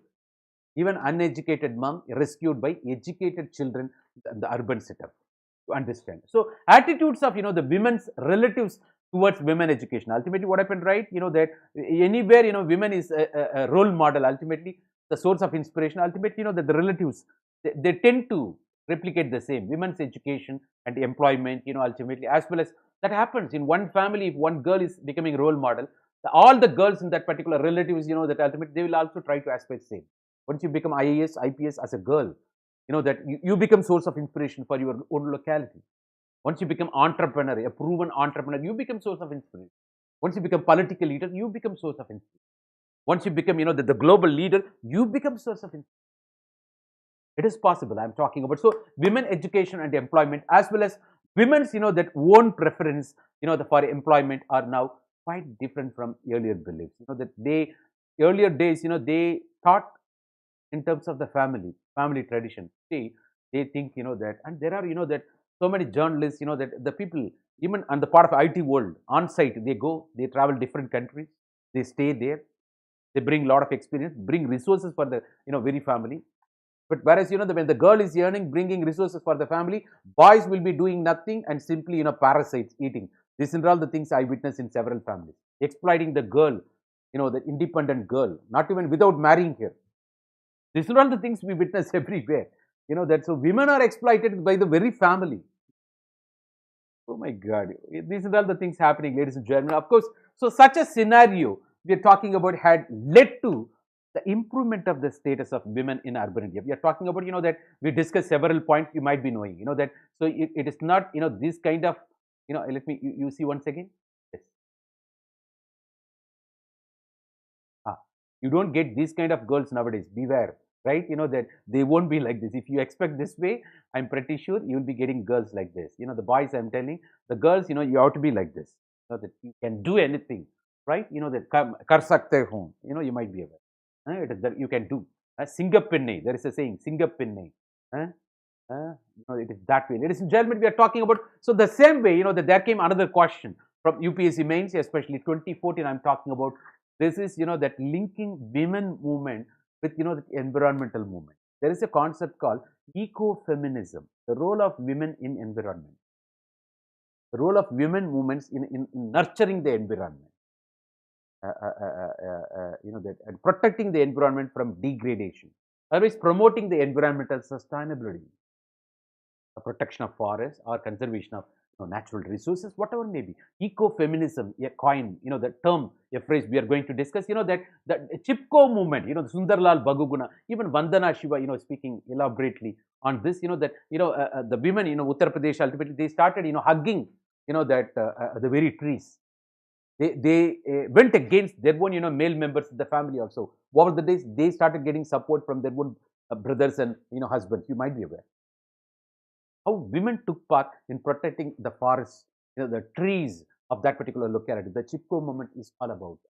Of course, Sundarlal Baguna, you might be aware. But here, the question linked, you just see, maybe in UPSC Civil Services Examination, it's a question of, social movement. But here, you see, that ultimately, interaction between, that environmental movements and women movement, feminism movement. We are talking about, so discuss the Chipko movement as an example of eco-feminism. 2014, ladies and gentlemen, we are talking about it, of course, right. Eco-feminism was a term first used by Francois, that D. Yabone. We are talking about Francois D. Yabone, this lady. We are talking about a French lady, a well-known, that she's, that a very a human rights activist, of course, that responsible for participating in variety of, that civil society organization. But, it is she, ecofeminism, coined by Francois, that a French lady, of course, the Ibani, to describe, ultimately to describe, that what is that? The movements and philosophies that link feminism and ecology. Ecofeminism, the term you might be that the question came, we are discussing now. So these two movements, that both feminism and ecological movements, that as interconnected, that we are talking about, that interaction, and believes that the worldview that causes environmental degradation and injustice is the same worldview that causes culture of male domination, exploitation, inequality of women. The source is same. It is irresponsible. Male chauvinism, patriarchal notion. You don't, that give equality to women, because women, that will always, very sensitive. You might be aware, and they respect each and everything, and maybe that, but that you don't witness with male members. Maybe that is the thing, that so the all-round environmental degradation, injustice. For that, what is the reason? The same worldview, that causes, that male domination, exploitation, inequality of women. The mindset ultimately, the patriarchal mindset. Talking about. Understand? That is the way, ecofeminism is all about that. The source, similar source for all multiple, the problems, we are talking about, whether it is environmental degradation, injustice, that on the part of, the women, or that inequality to the women, or male domination. Of course, the exploitation of women. We are talking about everything, similar source. So, what is that? Ecofeminism means women and nature are similarly placed with respect to male domination. We are talking. Similarly placed, we are talking about, that. So, this is the thing, that it's a common playground, common ground when it comes to, the victimization or exploitation. We're talking about, that because of the male domination and exploitation, as both nature and women exist to fulfill the requirements of. As you expect, the women to take care of your needs, you also expect the same way the nature to fulfill your needs. You exploit and you throw away the planet of the earth.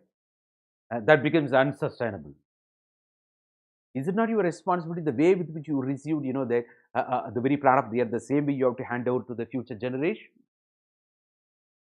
I'm asking you, ladies and gentlemen, that way. So, ecofeminism, it is not your responsibility, the way with which you got a girl from a particular family, the same way, there should be more happiness for the girl when she enters your, family. Don't you have that responsibility?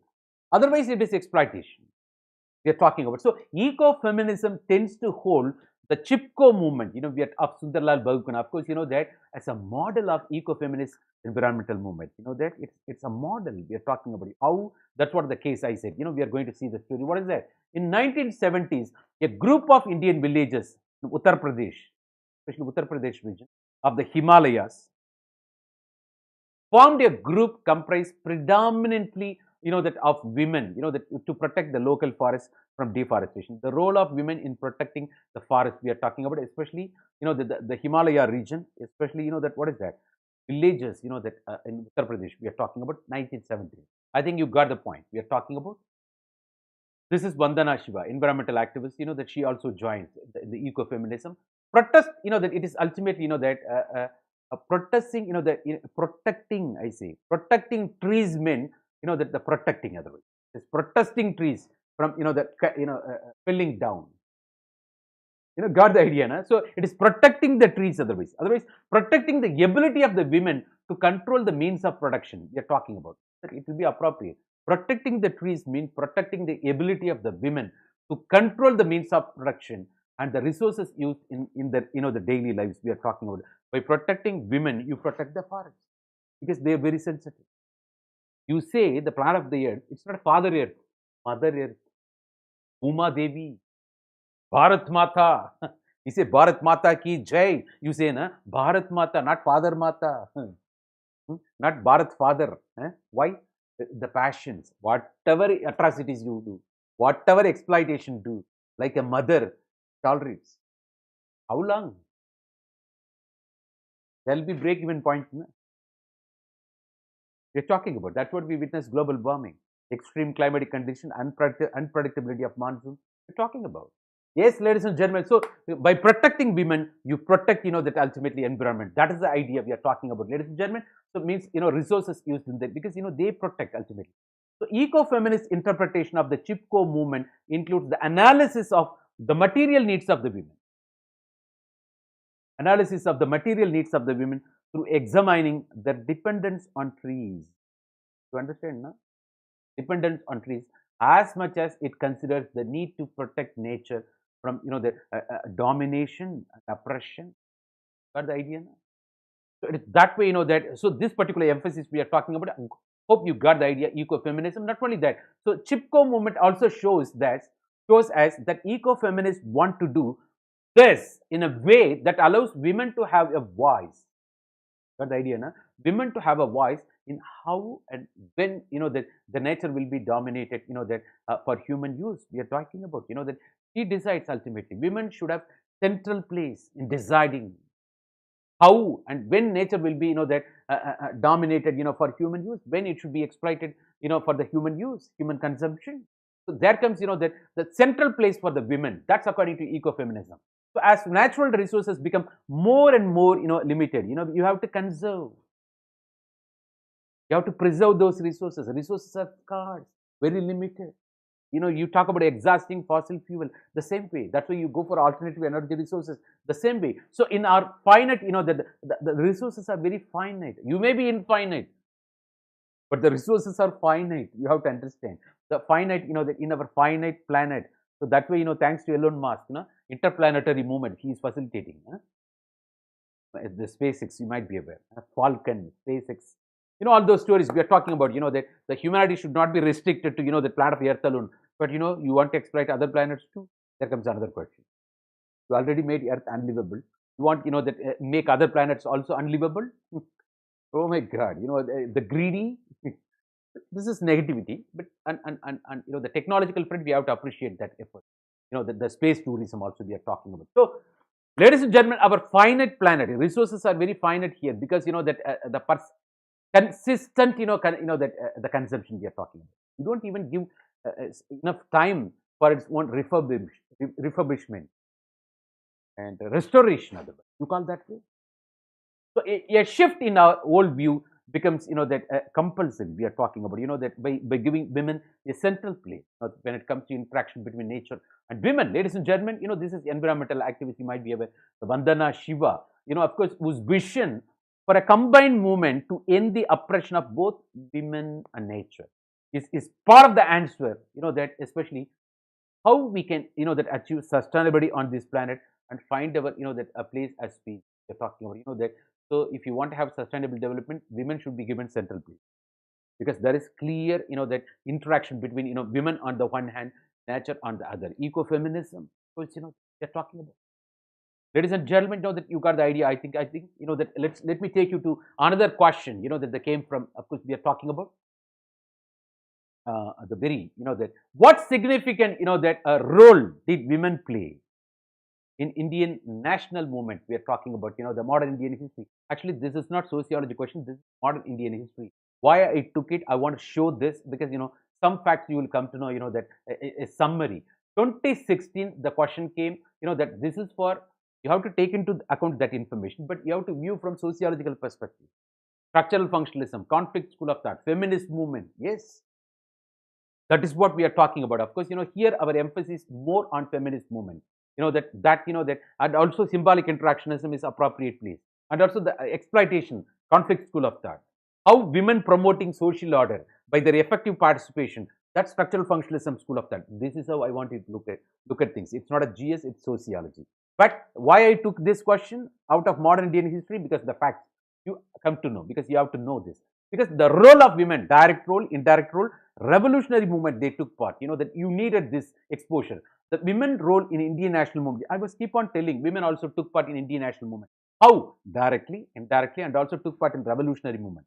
Where we are talking about, that Tarabai Shinde, Savitribai Phule, Pandita Ramabai, of course, we have seen already Sarojini Naidu, Annie Besant, that in socio-political and educational field, it's their indirect role that we are. So the direct role, when you talk about, they took part in revolutionary movements and other movements, including the Congress movements we are talking about. So women either directly or indirectly took part in Indian national movement. Of course, you have to understand, that indirectly, that we spoke, but directly, participating in the revolutionary movements and other INC movements we are talking about. So revolutionary movements, of course, we talk about, you might be aware, the Swadeshi movement. First, there should be self-rule. It's not a rule by British people. Self-rule, revolutionary movement they took part, and also Surya Sen-led revolutionary movement. You might be aware, and Hindustan Socialistic Republican Army, Socialist Republican Army, the revolutionary movement. How women took part and role in Azad Hind Fauj. Of course, Subhash Chandra Bose. One although that Aruna Asaf Ali, a freedom fighter, that she contested for president post, got defeated. Aruna Asaf Ali might be aware, freedom fighter, and you might be aware. Subhash Chandra Bose, of course, that one pensioner, that we hear a lot of pensioners worked under Subhash Chandra Bose. The women pensioners, Tyagis, they are called Azad Hind Fauj. We are talking about, ladies and gentlemen, Indian National Army. Of course, ladies and gentlemen, women took part in all those revolutionary movements. You just see more than men, women we are talking about. Yes, that way. Ladies and gentlemen, other movements, if you ask the 1857, of course, that we said, the Jhansi Rani, Lakshmi Bai, we spoke. That's very clear. The Jhansi, Satara region, you might be, the doctrine of lapse, all those issues. And Manikarnika, one movie came, Kangana Ranawat. I think you can also, that talks about princely states and their opposition to the exploitation. You might be aware. We are talking about. So, Home Rule League under, Annie Besant, we are talking about, and also, the women participation, that revenue sharing, of course, the Tabaga movement and Telangana revolt, everything. Ladies and gentlemen, this is for your information, that that you have to take into account. Not only that, in Indian National Congress, of course, we are talking about, especially in Gandhian era. Just now we spoke, Swadeshi movement, Rowlatt Satyagraha, men and women, how, the general vote dire might be a non-cooperation movement, civil disobedience movement, with all movements, that they took part. We are talking about the women's participation in India's independence struggle. This adds, that value to that. Ladies and gentlemen, we are talking about. And that is the very reason that, that fact you needed. I think it is the right time, this is another important question we are talking about. It is the changing roles of middle class women, that in India. So earlier we have seen the changing, that status of women in urban scenario. But this is in general in India, middle class. You might be aware, that we talk about, that upper class, affluent, Western educated, English educated women whose role was very crucial in the early stages of women movement. You might be aware. And even enlightened men supported that. You might be aware. And this talks about, role of middle class. You might be aware. Effective role of middle class between upper class and middle class. We are talking about, that access to education and, that employment in corporate and government position, the managerial skills we are talking about, and professional skills we are talking about, maybe doctors, engineers, maybe, that managers somewhere we are talking about, the changing role we are talking about. Of course, ladies and gentlemen, this is the right time. Let me take you to the spirit of that particular question. So, Indian society, being patriarchal in nature, has considered men and, that women as unequal. Might be. And today, that's what I said. Watch August 15th, the Pink movie, that everything you will come to know how even today the exploitation, the suppression of women. So the changing role, that too in rural areas more when comparing with urban areas. The changing role of, middle class women in Indian society, that you can understand, that can be understood with the respect of, that this timeline we are talking about, how the middle class women, the role got changed. We take into account, different time periods. Of course, first let's take into account, the very colonial period we are talking about. Yes. Are you happy, ladies and gentlemen? If you got any questions, you can type your questions. Of course, this is, I have to focus more. This is about women movement. Ladies and gentlemen, welcome to Unacademy. This is Success Sampath interacting with you. We are discussing one important unit, part of the third sections of, that Indian sociology, paper 2 of your sociology, especially social change in India, the role played by social movements in bringing change in India. In that, that we discussed already peasants and farmers movements. We discussed even backward class movements, even Dalit movements. Today, we are focusing on women movements. And where we discuss, that how the women movements, what is the background, why women movement, and how they took part in India's independence struggle, and also, that how the affluent, upper class, upper caste, that even middle caste people, that Western educated, English educated women participated, and also the Islam as well as, Parsi community, we say how the, that the contribution from them, and also different social religious reform movement responsible for supporting, the women movement. How the reactions on the part of, the response on the part of the various governments through legislative measures and, the constitutional provisions and various Supreme Court judgments. So as to, that take away the women from the clutches of, the patriarchy as well as, male chauvinism and also exploitation, injustice, discrimination, all round. And for that, of course, various social reform movements also promoted, that recognize the need of women education. You might be aware. How in the urban areas, that gives, more liberation of women, and how women have more say, and also, the eco-feminism, where women should be the center, where in the interaction between nature and women, the role of women is crucial. Only when you protect women, you can protect the nature. That's according to, that Vandana Shiva also joining. Ladies and gentlemen, that even the French lady, who coined the term, of course, we have seen, that it is that way. I think it is the right time, let me take you to the next level. What is that? Why they were considered, that unequals in the patriarchal setup? Might be aware, men and women. And also how the role of, middle class women changed. During colonial period, what happened? In 19th century, many social reformers came forward and initiated, the social-religious reform movements we are talking about. As we have seen, the history. And steps were taken to improve the condition of women. We said all social evils we have thrown away. Sati, the aged marriage, widow remarriage, that all round, that sexual exploitation or oppression, suppression, crime against women, rape, domestic violence, dowry related deaths or murder, honor killings, everything, that. So that improved ultimately the condition of women we are talking about. And thanks to that education and modernization, technology, everything support. And during freedom struggle, what happened, if you ask me, the newly educated middle class women actively took part in the freedom struggle we are talking about. And many women, that left their government jobs, that happened. It's a clarion call. Do you want mere money? Do you want your survival? Do you want, freedom? When the mind is without fear, the head is held high. According to Tagore, what happened, right? The first Swadesh is very important. Self-rule is important. First, let us get independence. After that, we will talk about, the declaration, the Karachi resolution of Indian National Congress, where we are talking about fundamental rights of Indians, the citizens of India. There, ultimately, that the women rights parallelly ensured. We are talking about. So it's a call. How all these things, became possible, because the women gave up the government jobs for this cause and came and joined freedom struggle. That's why joined Mahatma Gandhi. It's because of the participation of women, that ultimately it became, mass movement. Apart from the leadership of Mahatma Gandhi ji, we are talking about. So All India Women's Conference also got formed, we are talking about. And even in the Islam, that All India Muslim Women Conference we spoke. The Begum of Bhopal, you're talking about. And also, that after independence, what happened? Various laws, constitutional provisions we are talking about, were formulated. The Hindu Succession Laws, Intercaste, the Hindu Marriages Act we are talking about, that Sarada Act, Anti-Sati Act we spoke, that Child Marriages Act, several things, and judgments of, Supreme Court. And daughters who have, the equal share in the Hindu undivided family property on par with sons. And judgment, that against, that the triple talaq, protecting women in general, and Roop Kanwar case, Shah Banu case, and the maintenance issues, everything, several things, abolition of sati. We spoke even, that the very, the female feticide, it's a crime. The prenatal diagnostic test, that ultimately, that stopping that, or otherwise cancelling the license of the doctor, as well as, the shutting down the scanning centers and imposing fines. We are talking about why.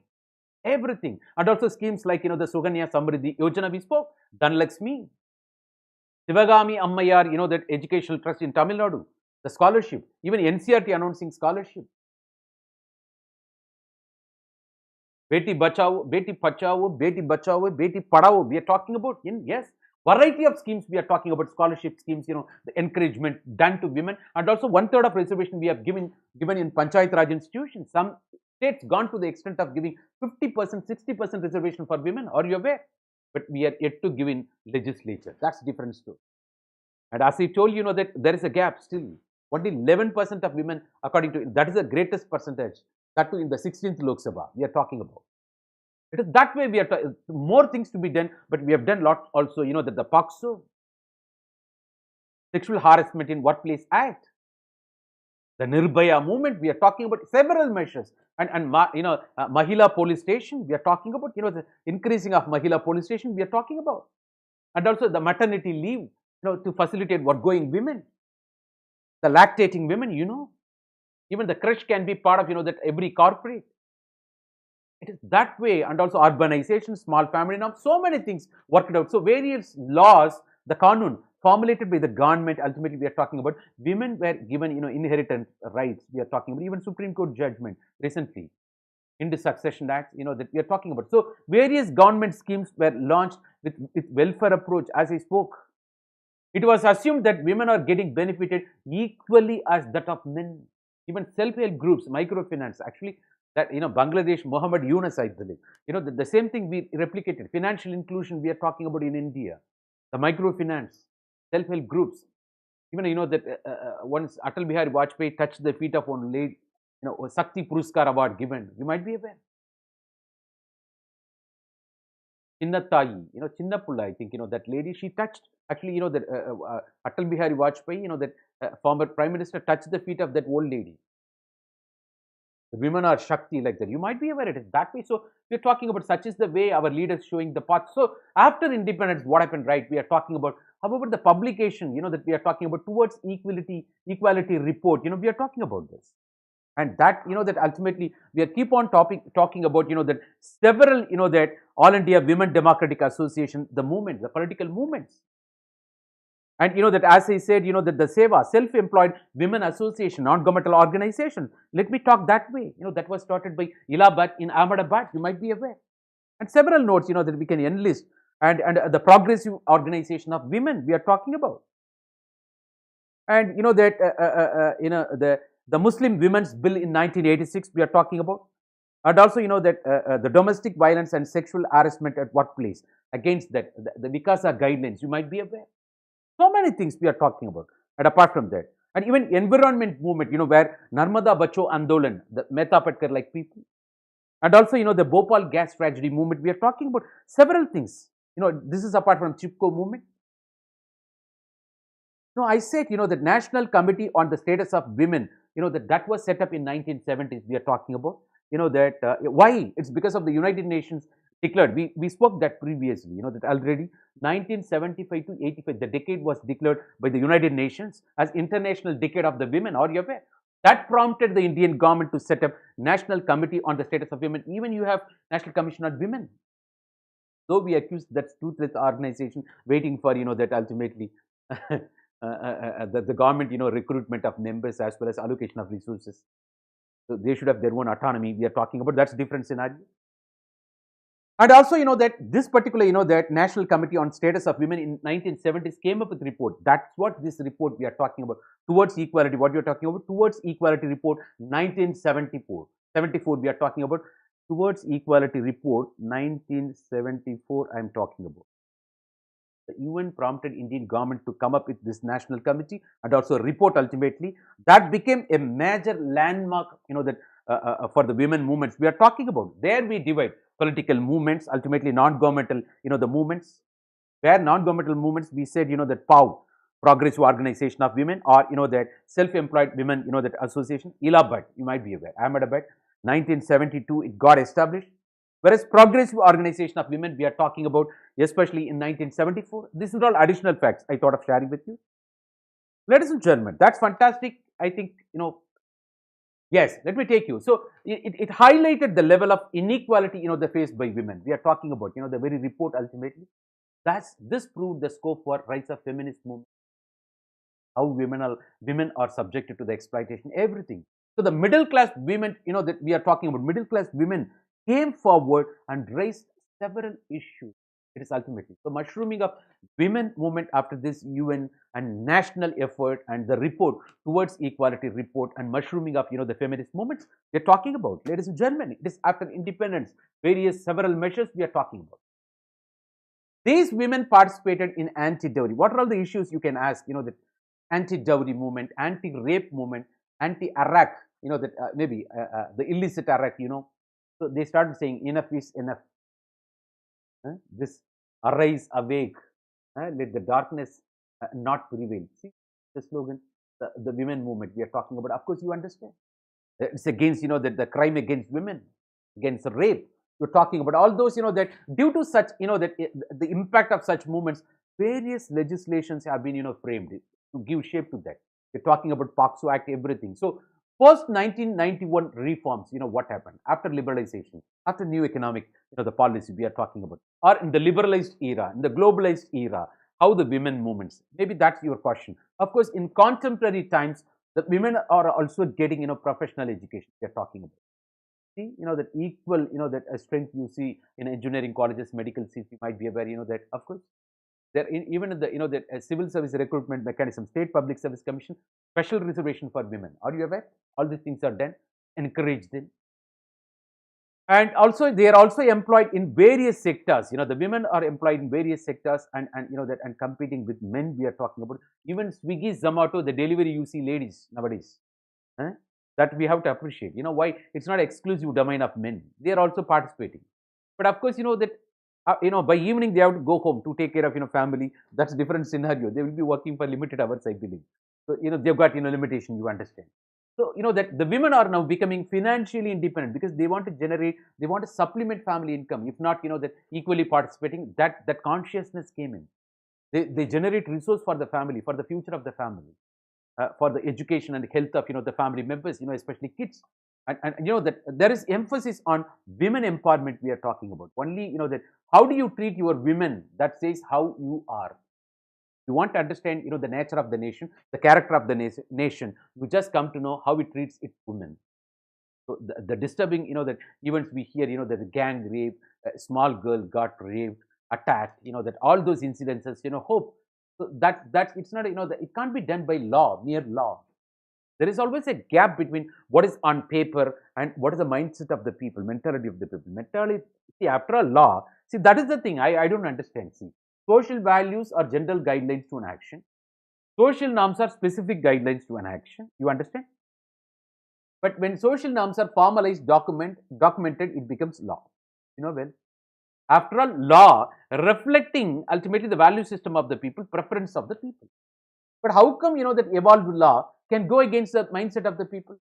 So there you have to understand there is always a gap between the legislation passed on the one hand, the mentality of the people, the socio-economic status of the people, or mindset of the people. So that talks about the inequality. So we have to narrow down the gap. Otherwise, that it becomes what is the use of legislating all those laws? It's on paper. It is impractical. Supreme Court gives Sabrimala just the judgment in favor of women, but the local protest. Of course, that's different argument. That it's that do you want to protect the faith of a particular section of population, or do you want to do justice to the women? The same dilemma happened when there was one of the the accused in the the Delhi rape case. One guy became minor. The people said minors should not be given the punishment like adults. Having indulged in raping of a girl, then how come that this principle may apply minor major? Of course, there you got in Indian law, Juvenile Delinquency Act. If you are going to give justice to the women, are you not violating that the justice meant for that children less than 18 years old, or juveniles? There comes conflict whether to do justice to the Juvenile Justice Act or to justice to the women. That comes ultimately ethical dilemma we are talking about. So these are all the things, the same way dilemma you talk about. So there should not be a gap between mentality of the people on the one hand, law on the other. We are talking about, ladies and gentlemen, this is the right time. Let me take you to the next level. Yes, so women are now, that on social media platforms, that are vocal about their due rights we are talking about. Of course, that immediately, thanks to the technology, immediately, it's also a matter of protection we are talking about. And parallelly, the very social media through TikTok, what happens, right? It is, that's recently government banned, fortunately. Of course, that several, that the vulgarities, of course, that is again, and you might be aware, that that's ultimately, that, so that is what I'm talking about, that's danger also in another sense we are talking about. So the use of, active social media platforms, vocal about their rights, whatever may be, to mobilize people, that ultimately, that's what, that there are apps, especially to protect, that the missed call they can give, the Nirbhaya app you are talking about, so many measures, thanks to the technology we are talking about, ladies and gentlemen. So in spite of such, that the changes, these women have not been able to shun away the traditional roles. This mindset, middle class status gone, but the mentality is not yet. Though you travel through Mercedes-Benz, BMW, we go and bargain with that, the old lady for 50 paise, over the lemon. The platform, vegetable vendors, you bargain. But you will never ask question when it comes to showroom, the fixed price, that. So that is a scenario. They'll say fixed price, no bargaining. You see price tag, you pay, you come out. But you will be bargaining to the core for 1 rupee 2 paise, that too for small and marginal farmers. They don't even, they've got multiple problems. They come to the platform to sell their produce. The mentality I'm talking about. So where we have to be generous, we don't understand. The misplaced priority we're talking about, we lack clarity over that. Of course, the same way. So the women, that of course, so much of that legal mechanisms changes. That the women empowerment, everything what we are talking about. In spite of that, that they've not been able to shun away their traditional roles. We are talking about yet to come out, because at the end of the day, the family piece, that the exploitation, everything. Maybe it's evolutionary in character we are talking about. That's what, that, see, the very concept of Swiggy, Zomato, they've already, that started questioning the role of kitchen. because instead of preparing your food, if you order the food, it's time saving, it's less cost also. There comes conclusion, and also saving more time for the women. Ultimately, they can do some other things. Over the days, you will forget your kitchen. And also, you don't need infrastructure to start the business, because the Amazon changed the face of business. You might be aware, technology driven, that the business we are talking about. You don't need robust mechanism, thanks to technology. But others say, that the same way we are talking about. So these and all, maybe it's facilitating all those, the traditional mindset on the part of patriarchy, male chauvinism, threatening the very freedom of women, otherwise stopping the women empowerment. Now, that can be achieved through technology. I'm talking about. So even if a woman is working outside, she is expected to do household chores and look after children. That I think even Indira Gandhi, that the former Prime Minister of India, she was very happy. She used to take care of, that grandchildren. Are you aware, when she was the Prime Minister? Where that inner reports, I used to read. That is the way. As a grandma, your responsibility.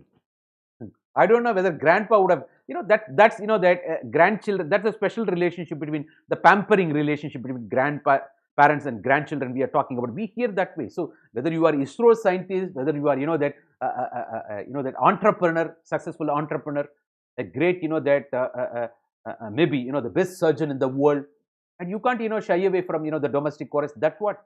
Otherwise, that once you give up, the very family members won't give approval for that. Otherwise, at least you should have your own that delegation, a team, and monitoring them, and you have to balance somewhere.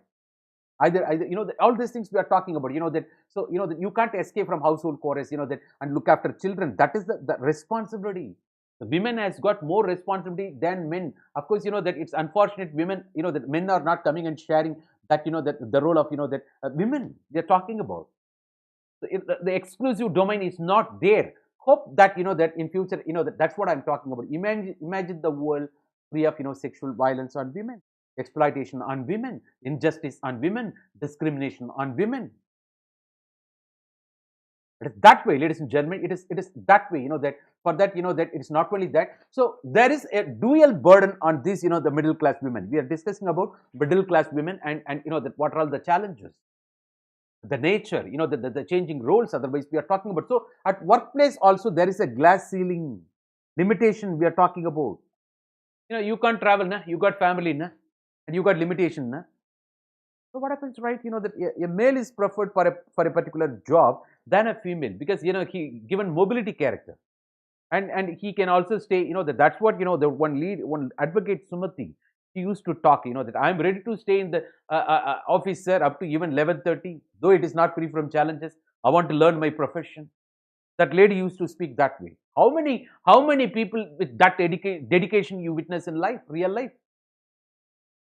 I see a lot of women entrepreneurs. That even my sisters. That as that IPS officers. That the dedication, the boldness in the male. The police department. You might be.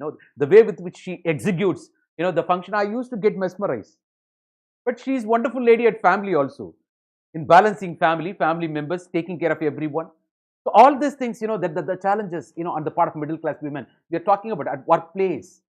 The glass ceiling effect, that women can't rise, that glass ceiling, how you're going to break it. That's a challenge in front of all middle class women we are talking about. Even the promotions when it comes to male, even the IPS officers as IG, DGP, that male preferred more than women. Of course, there is glass ceiling.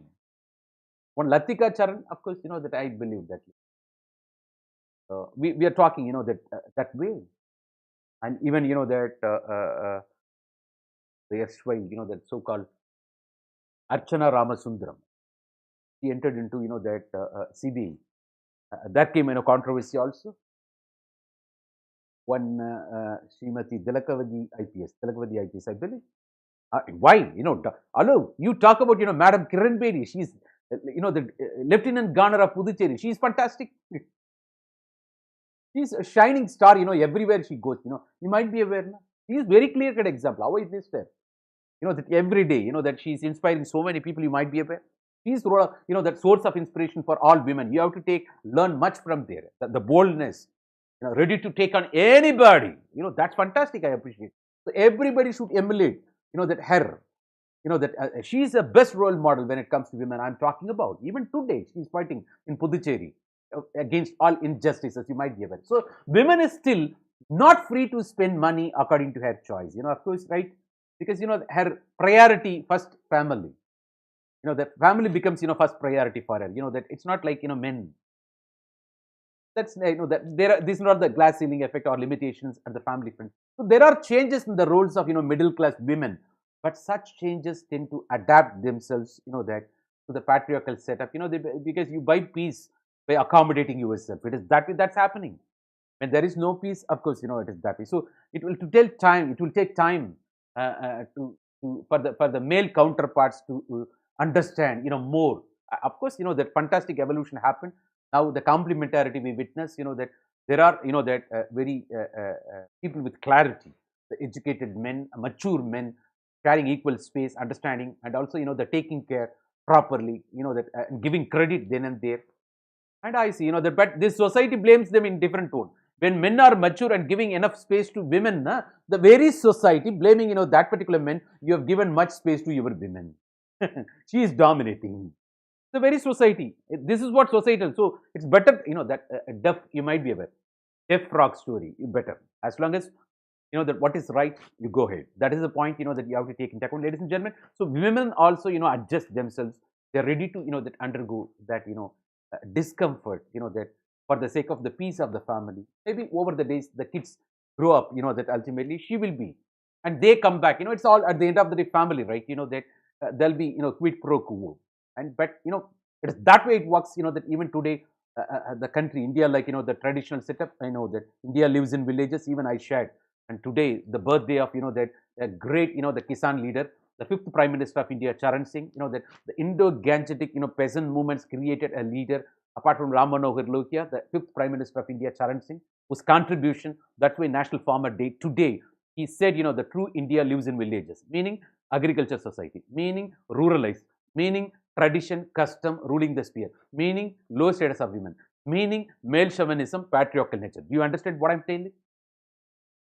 So definitely it will take time, that it's not too far. Already, that they have come to a greatest, position. They have become source of inspiration like Dr. Kiran Bedi and my sisters, as I told, that, and even, that my missus, she was Infosys, program manager, took to that level.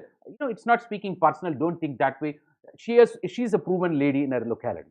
As I'm a proven lady, proven, that a boy in my locality, what I'm talking about.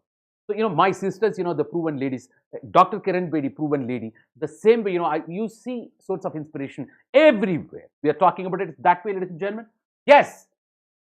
When it comes to, that the sociological path, of course, that, so this lady is very, the clear cut. I already told about this lady, sociologist, Maitreyi Chowdhury. We are talking about her book, especially, it's a repetition we are talking about because under sociologists, you're forced to reckon with feminism in India, issues in contemporary Indian feminism 2005. That's clear cut, the title of the book. Of course, this is the book we are talking about, where she mentioned the consciousness, as we spoke about Dalit consciousness, Dalit movement, that's crucial. The same way, critical consciousness about women's, what is my role, what is my right? Every woman, started thinking that way. And in the independent India, and also that paved the way for through various several the movements in different period of time. Now today we are talking about right to vote, of course, and also that participation in independent struggle. Ultimately, that culminated in civil rights movement. Of course, the very Indian Constitution started conferring variety of that legal provision that took women, that brought out women from the clutches of all-round injustices, discrimination, oppression, suppression, exploitation, till milestone. Ladies and gentlemen, and comparing with that the Western society, the developed countries, how the women enjoy our own, the developing countries. Of course, the days are not far. Let's be very optimistic about it. I'm talking about, ladies and gentlemen. I think that this is fantastic. Of course, you can also that refer NCERT books and ignore materials. That and also Ghanshyam Shah talking about to get the more information I'm talking about. Yes, and that will give you that my information what I shared with you becomes base, and that even the very questions I discuss that UPSC mains question address the post independence women movement you would have got, And so many things, that the previous question discussions I can share with you. I think let me restrict with this, ladies and gentlemen. This is the right time, that, and hitherto, that I think you travel with me, appreciating your passions, ladies and gentlemen, and that shows, that how sincere you are.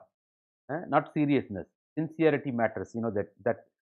Ladies and gentlemen, please watch my all videos on the part of Unacademy YouTube channel, especially part of the social movements and other units of sociology, thinkers, basic. You will come to know more, ladies and gentlemen. Not only that, and ethics and integrity, also that essay paper, international relations, and also please download Unacademy learning app so that you will access that all my videos there also, prelims centric MCQ solved there, and also that UPSC mains that written centric that various segments of GS the questions I started discussing, including ethics case study. Ladies and gentlemen, you can definitely benefit out of it. Appreciating you once again for your participation. When it comes to UPSC Civil Service Examination, ladies and gentlemen, India's #1 platform, of course, Unacademy. That capable of that giving you opportunity to access more than million videos, that too from top educators of India. You please benefit out of that particular platform. For that, you have to enroll. Under UPSC Civil Service Examination, let me repeat, we've got two major programs: Plus program, Iconic program. Ladies and gentlemen, as I told you, it is the empire building process. Great things will take time. Don't cite all these reasons. This problem, that problem. Yeah, when there is a rain, you might be aware. All birds will be taking shelter. Eagle will always fly above the clouds. Try to be like eagle. As even the Dr. Kalam says, the problem should not dominate you. You should dominate the problem, because you are always part of the solution.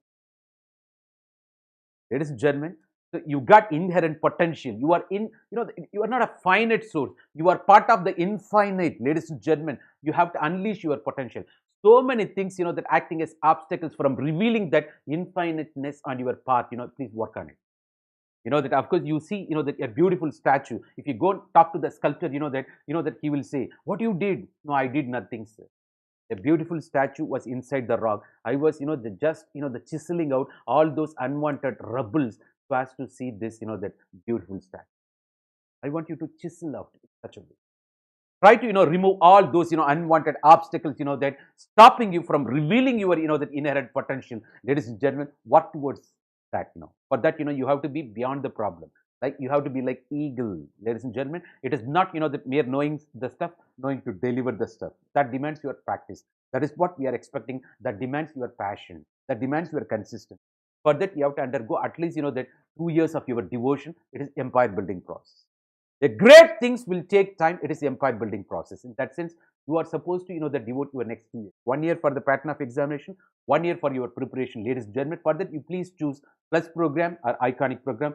We strongly recommend Iconic program more than Plus program, because, there will be personal coach or mentor will be allotted to you. Ladies and gentlemen, you can download. It is not mere virtual learning. You can also download materials. We will take care of your needs all round, including your interview, especially with top experts in India, part of this Unacademy platform. Ladies and gentlemen, welcome to Unacademy. This is Success Sampath interacting with you. That please use my referral code, say success, to avail maximum 10% discount. Appreciating your participation and performance, and as well as that, ladies and gentlemen, they're very passionate. Thank you so much once again. That this is Success Sampath signing off from you. Good night. Let's meet tomorrow, that same time with another topic. Thank you so much, everyone. Good night.